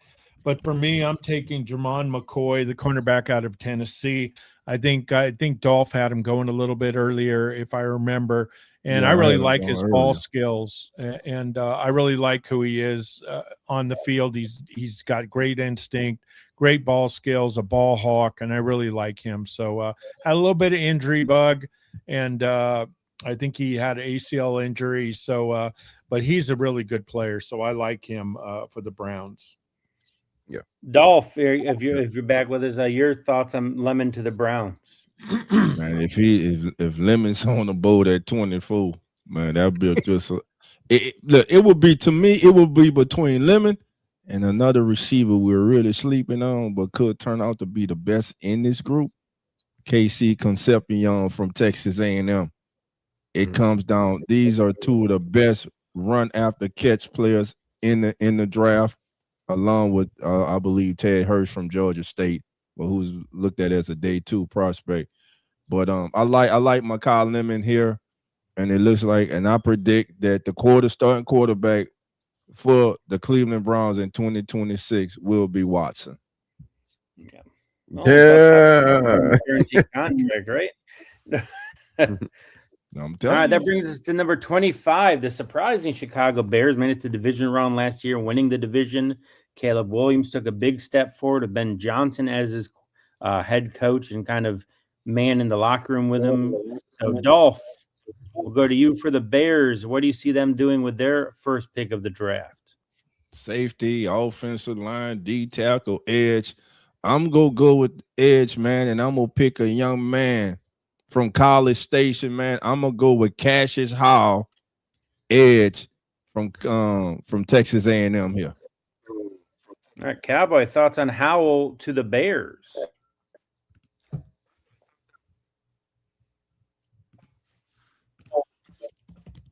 I actually don't have a thought for him on going to the Bears. But the Bears is another one of the teams that have a need rather on at just about every position on defense. So going defense is one of those things that I mean, they actually need a bigger linebacker in my book. I mean, this guy here is sitting there. He's not 253, is it?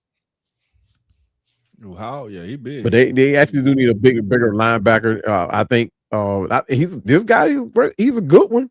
But I think they need more of a dynamic player than somebody that can come in and command not command, but be a almost day one starter for them too, and not a developmental guy. But the Bears need some help on defense, and you can go just about pick any position and just go with it. And James, well, what did you have them doing there for the Bears at 25? First off, I love his speed, and he's very quick side to side. So I think he would be a great pick. I love Texas A&M defenders, especially their linebackers and their edge rushers. So I think that's a great pick. For me, I'm going to go to Max. God, isn't there any Smiths or Martins in this draft? Max Nakar out of Arizona State, offensive tackle. I think in the Bay Area, where in San Francisco Bay Area where we are, there is a lot of talk of the 49ers picking him, and they love him, and a lot of fans are hoping that he drops, but I think he would be a great pick for the Bears. I already have a DL edge guy going to the Bears, so that's why I'm going offensive tackle here. Max Inacher. There you go. Dolphin needs to translate. Yeah. Needs to translate my talking. So where I'm going to have Dolph just dub anything that's hard to say and just speak over my voice like the voice of God. We apologize, players or anybody in the media, if you're listening. We don't mean to butcher these, but I'm not good on. I could barely say my own. So, all right, that brings up my Buffalo Bills. I'm obviously going to take this one. Wide receiver, edge, linebacker are needs for the Bills. I would have taken Cassius Howell, I believe, there if he would have still stayed for the Bills. I'm not in love with the other people at edge at this point for Buffalo. They don't have a second-round pick after trading it for DJ Moore, which to me, in Brandon Beane's history, I think back a few years ago, they traded back in a similar spot and out of the first round to get Keon Coleman with the first pick of the second. If Ty Simpson falls down to here, I could see us being a target of teams in the second round to come up and move up and get them. But seeing as there's no trades in this, I'm going to stick it with offense. I'm going to stick a wide receiver. I'm going to have the Bills taking KC Concepcion, a wide receiver to put in there with DJ Moore, Khalil Shakir, Josh Palmer, Dalton Kincaid, James Cook, and obviously Josh Allen, the MVP. So they finish off the offense. They kind of be like, let's just make it as strong as it can be. So, Dolph, your thoughts on Concepcion to the Bills? I love it, man. Able to make plays with the ball in his hands after the catch. You add Kelsey, you already have added DJ Moore. You got two head monster at tight end and Cook in the backfield. You got the MVP. That offense looking real good. Now, if they were to go defense, there's a cornerback sitting there named Chris Johnson. I'm just saying. But I love the KC Concepcion pick because now you totally revamped that wide receiver core with DJ Moore, Concepcion, Knox, Kincaid, and Cook. Man, that just on paper, man, that's you give the former MVP, you give him a lot of weapons, man. And that to me, that would be lethal for teams in the AFC. Cowboy. Yep. Yeah, this puts Josh Allen back in the where he was when he second or third year in when he had all those weapons. He had the bookends at the wide receiver. He had the dual quarterback running back. So this puts him back where he has weapons at his disposal, right? But if I would have went defense, it definitely would have been the linebacker Jacob Rodriguez. But I would have went like Dolph said. I would go offense first, work on that offense, get it back to where it's operating like a locomotive. And James, your thoughts quick on the Concepcion to the Bills. I like it, but I think that defense wins championships. And I think that is what, if you look at the times when the Bills have lost, it hasn't been because of their offenses. They've given up last minute drives. They've struggled. And I want defense. In my draft, Kedrick Falk is still there from Auburn, edge rusher. I think he's talented. He's raw. And I think with good defensive coaching, he's one of those versatile players that could play every down. And I really like him. I think Auburn was overlooked because they stunk, but he was a very good player. And I really like him. So that's who I would go with. And the reason I didn't go defense as well is if you remember last year's draft, Buffalo spent essentially every single resource they had on that side of the ball. The first 4 picks, all defense. So still rookie, young guys. The year before that, we had Dwayne Carter, who was hurt all last year. Signed Bradley Chubb, D. Alford, 2 safeties. So they spent so much on defense, and they have spent that the last 4 or 5 years. And like you said, James, they still fail in the playoffs. So I'm hoping like the scheme change with Jim Leonard is going to be the difference there, that they're going to play aggressive instead of passive when the moment comes. But we'll move on to the San Francisco 49ers. We talked about injuries earlier up front for the Chargers. My goodness, every year the Niners just seem to go through the gauntlet of injuries. They cannot stay healthy. And they still end up right with the best teams at the end of the year. Just shows how great a coach Shanahan is and what type of team and depth John Lynch has put together there. So we'll go to Dolph on this one. The 49ers, Dolph, what do you see them doing here at 27? I'm about to throw a wild card out there. The first wild card, I'm going to go with Caden McDonald, D tackle, Ohio State. I believe the last few seasons that 49ers defense has regressed. We saw what happened to them in the playoffs against the eventual Super Bowl champion Seahawks. I believe they need to start getting their identity back on defense. So I would take Caden McDonald, D tackle from Ohio State. I love that one. Cowboy, thoughts on him to the Niners? Yeah, I like that pick too. You brought your new defensive coordinator in, so you want to give him all the weapons that he needs, and so he can be successful. I like this at Caden Proctor, for that. Not defensive coordinator, a new offensive coordinator.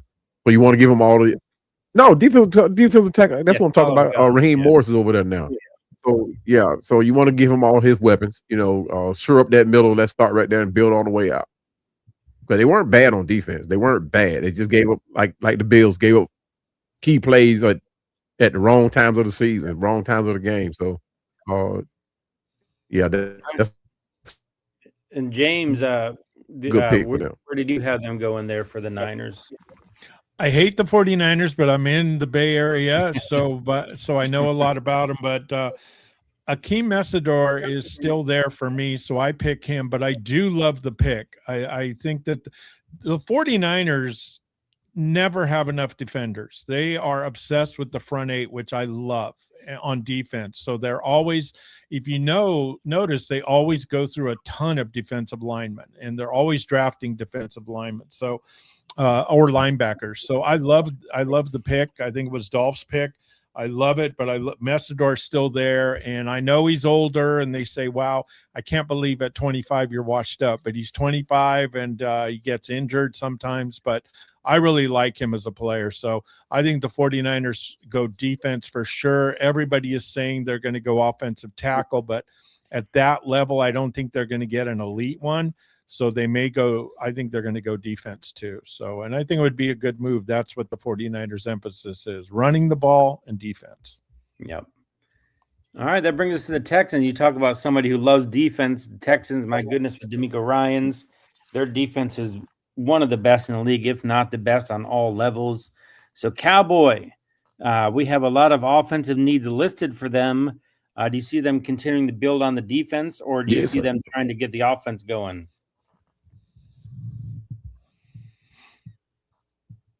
Are we talking about the 49ers? We're on the Texans now. We talking about the Texans? Yes, sir. We're on the Texans. The Texans need to go defense. They need to go defense. Of course, they wouldn't be hurt for them to go offense as well, but they need to go defense. Because I think they were with their first pick. Was it the first pick that they what did they grab on first pick? This is their first one. They grabbed the offensive lineman. But yeah, I will go defense on this. I will go defense on this pick. This is their first pick. And I had Caden McDonald on at this. Okay. Yeah. So you had Caden McDonald going here? I'm thinking about Tennessee Titans. Yeah.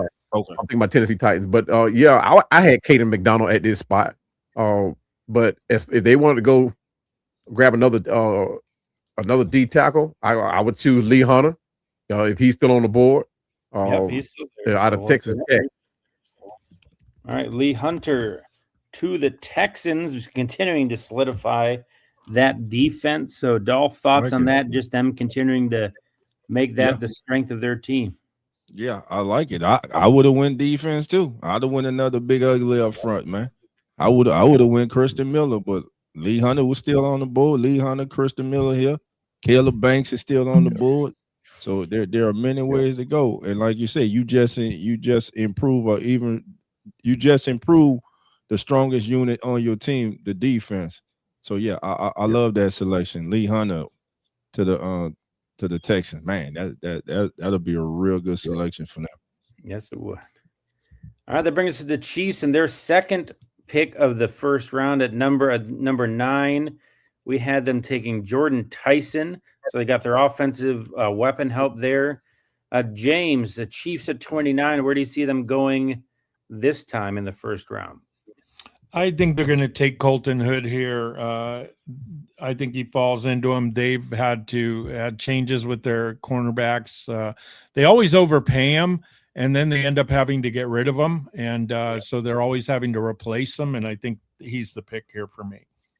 All right, Colton Hood will get his sheet up here quick. So Dolph and Cowboy, your thoughts on him? I like the pick. Like Lauren said, both of their I like that as well. Yeah, both of their cornerbacks are starting for the Rams. The Rams got both of the Chiefs starting cornerbacks, which you don't see every day. But like I said earlier, with the Chiefs, they need to affect the passer. So with that, I would have went here. I would have went because there are a lot. I think you could get good corners in the second. I would have went edge rusher from Central Florida, though he's a little older than most of the prospects here. I'd have went with Malachi Lawrence from Central Florida. All right. And we're closing out on the end here, guys. Everyone joining us. Thank you again to Come On In Sports Network, the weekly wrap of football podcast, joined by James, Cowboy, and Dolph. I'm Lawrence. We are on the end here. We're flying through it. We've been over 100 viewers for the last half an hour. So we thanks thank everybody for dropping in with us tonight. Hope we're having fun as we go through our mock draft. We are at number 30, the Miami Dolphins, with their second first-round pick. With their first pick at number 11, they took Sonny Styles from Ohio State. Dolphins here at 30 with their second first-round pick. What do you see them doing? I'm going back to the trenches, baby. Caleb Banks, University of Florida. Keep them home in the Sunshine State. And I don't believe I'm doing that, but yeah, Caleb Banks, baby. Caleb Banks. All right, James, thoughts on Banks to the Dolphins? Oh, I like it. It's a good pick. I think, again, the Dolphins have definite issues, and I think that in several places. So I think this is a good thing. Another talented player. He's just what I love about these SEC players is they're always speed is the key. And what I love even about the defensive line, and I'm not talking 40-yard dash in the combines. I'm talking about on the field, side to side. And that's why a lot of the times they overwhelm other leagues. The Big Ten finally got it, and that's what they're kind of emphasizing, and that's why they've done so well. So I really love this pick. He's really a good player. And some people say, well, I don't like to take seniors or older players, but I just think he's going to be a really good pro. I like him. All right, we're into the Super Bowl teams now. New England at 31. Cowboy, what do you have the defending AFC champion New England Patriots doing with their first pick of the draft here? Yeah, you talk about teams that don't need a whole lot. Same thing with the Seattle, same thing with Detroit. These teams that went deep into the playoffs, like you said. But the player that I chose, Zion Young, is already off the board. But I'm going to go with the most underrated edge rusher in this draft, Malachi Lawrence. I think this guy here will be that speedster guy. He incredible bend. I thought Ruben Bain had some bend in him. Malachi had that incredible bend for a guy his size. And you talking about a guy that has all the skill set of an edge rusher. I mean, he does. I'm not gonna say he's perfect, but he's solid. He's that guy that can get the job done. Perfect tackler. Don't miss many. Dolph, thoughts on Malachi Lawrence to the Patriots? I don't know. Can you be selected twice? But he's not been selected twice. He's still on the board. I just selected Malachi Lawrence. For who? For the No, you for did. the Dolphins. Yeah, No, I did. Caleb Banks was Oh no, before the Dolphins. Who I did before the Dolphins? You did Colton Hood to the Chiefs and Lee Hunter to the Texans. No, I didn't do Lee Hunt. I did Lee Hunter. Yeah, he said I said Malachi. Yeah. Well, Malachi is all the boys. All right. So you got all right. I could swear I said them, but I think you said you would have taken them a few. Yeah. I think I said I would have taken them. All right. So who we on right now? We on 30, right? 31. The Patriots. 31. Man, what do they need now? We saw they need weapons. All right, they need weapons. Offensive line, and look, they young tackle. He got exposed in the Super Bowl. To me, he just had a bad day. The kid can play. Right now, at the end of the first round, is there a tackle that's worth taking? I don't think so. So what do you need to do? You need to get more weapons on the perimeter. So I'm gonna take a player who I think is very underrated in this process, but has been climbing draft boards because of his versatility. I'm gonna go here with wide receiver from the University of Alabama, Jeremy Bernard. Jeremy Bernard, them going there and like that.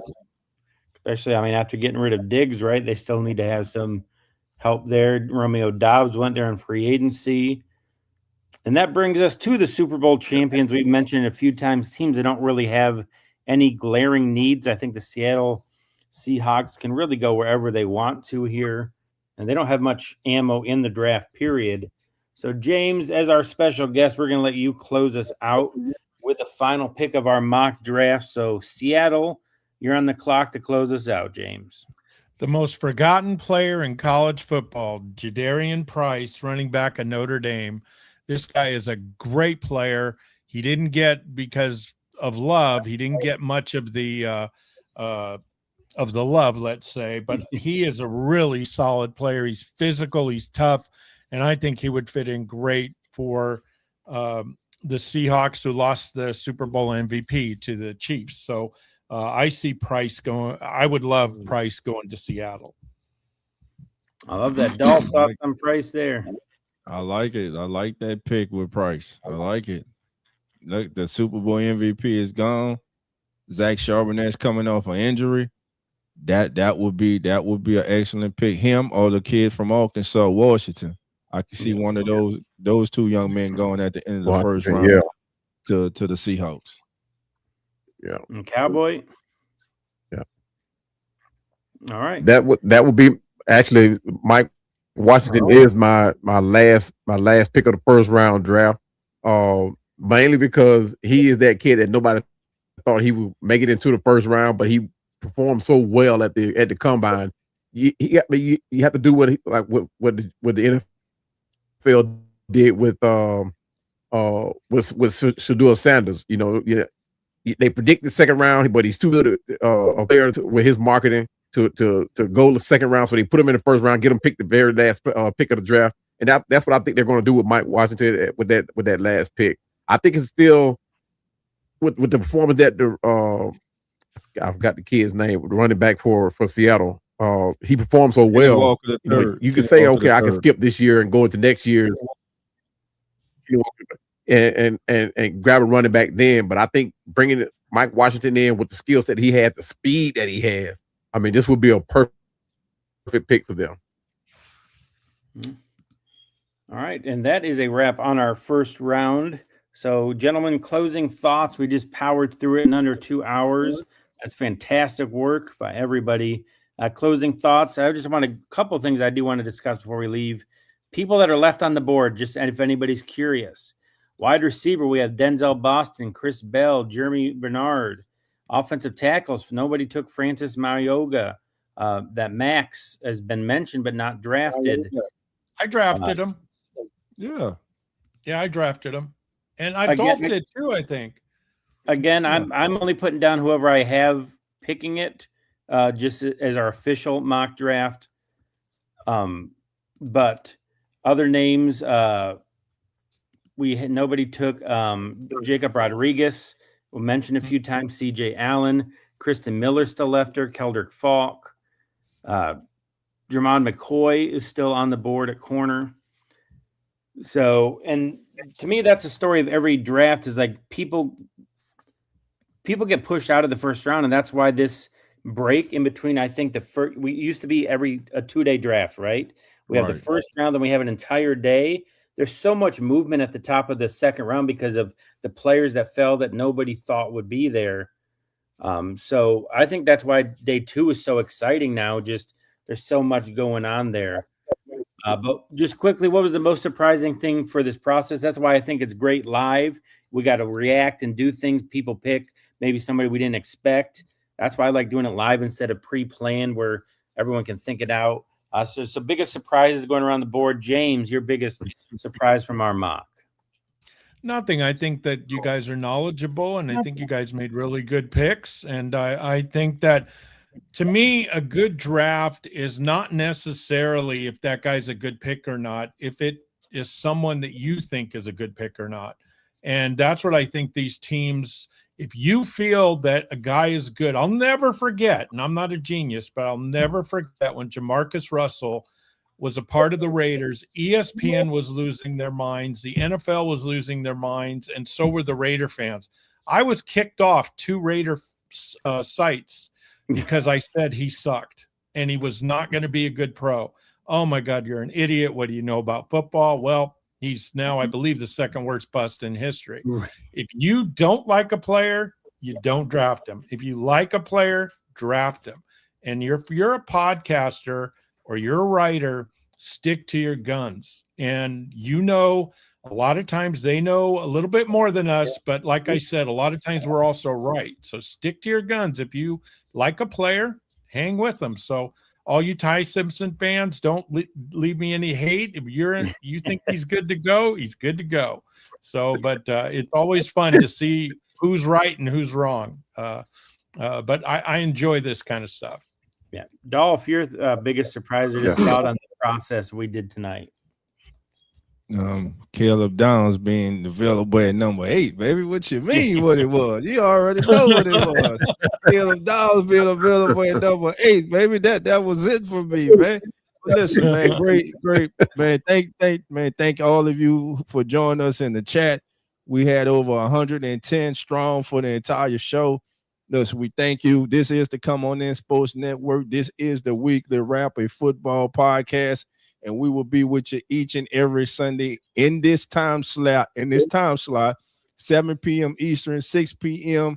Central Time during the season, as we will recap the day's action and get you ready for Sunday Night Football. When you get tired of listening to them on NBC, baby, tune us in, because we gonna give you a little different flavor, man. And I want to give a special shout out to my brother for joining me, man, Mr. James Patrick, man, from the Forum Media Network, man, my brother, man, beyond just doing this, man. James, appreciate you as always, man, and everything you're doing for me, my brother. I appreciate you. Thank you. And shout out once again to his better half, the boss. Shout out to Florence, who's in the chat.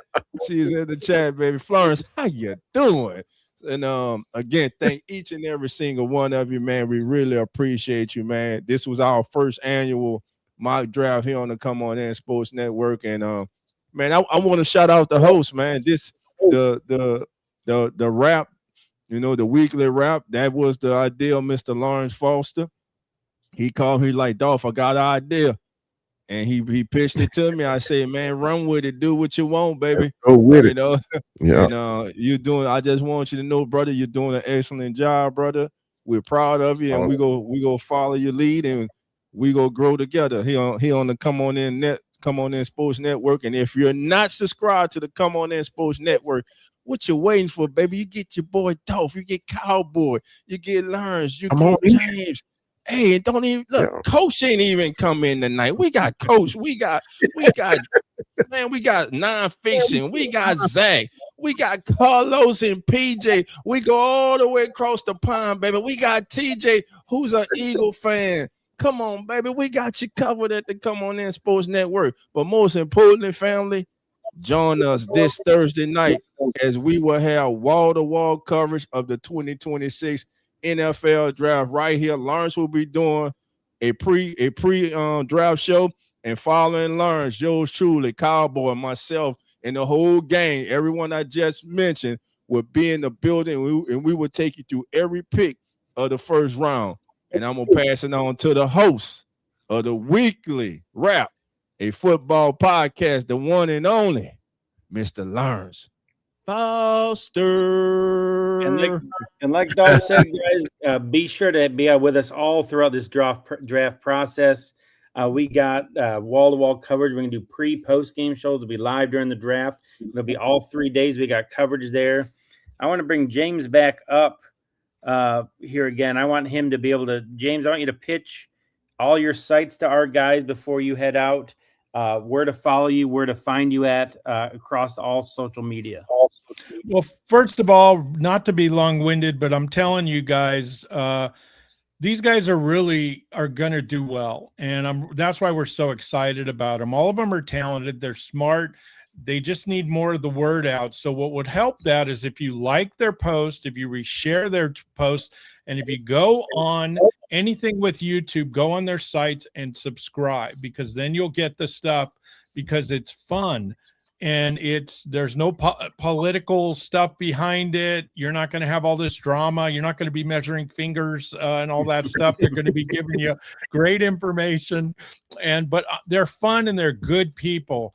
And that's what I love about these guys is please subscribe and please support these good people. For us, Florence is at Florence Carmela for her Twitter. I'm at Real James Pat on Instagram and here on Twitter. And then we are at the Forum Media Network, and we're just approaching. We just got told we're so bad on that stuff. One of our videos is approaching 80,000 views. So it's because of you guys that we're starting to get, growing and doing everything. We also are going to announce, we haven't even announced it, we have the new associate AD of LSU coming on Tuesday. The assistant AD that was hired from McNeese State, and we're very excited about that. We're going to announce in the morning, but we're going to have them on Tuesday, and we have 2 other ADs from other colleges that have reached out to us. So it's amazing what's happening to us. Florence is such a key to all of this. Without her, this doesn't work. But please support us as well. And we have a true crime show that's blowing up as well. And we also have a celebrity that we're going to have on soon, and that's every Thursday night. So, boy, it's a lot of fun. But what I enjoy more, I expect success from me, but these guys are the guys that really make me excited because I see where they're going to go. So please follow them and share their work. They're great. Awesome. Thank you, sir. Thank you. Appreciate it. Lawrence, you the host, baby. No, Dolph, you close out better than anybody. You close us out here. Well, I'm going to close it out once again, baby. Come on in, Sports Network. This has been the first annual, the Weekly Wrap, a football podcast. Get used to that name, baby. Put it in your memory bank and get ready for the 2026 season as we got you covered here on the Come On In Sports Network. And again, we will be live, baby, live this Thursday night for round 1 of the NFL draft. And then we'll be live Tuesday for rounds 2 and 3. And guess what? We'll even be live Saturday when most people just start doing any other things and occasionally look at your phone to see who got picked. We gonna be live, baby, with every pick through the entire draft. So with that being said, family, y'all know how we get out of here. The doors are now open. So come on in. We out, family. Have a good night.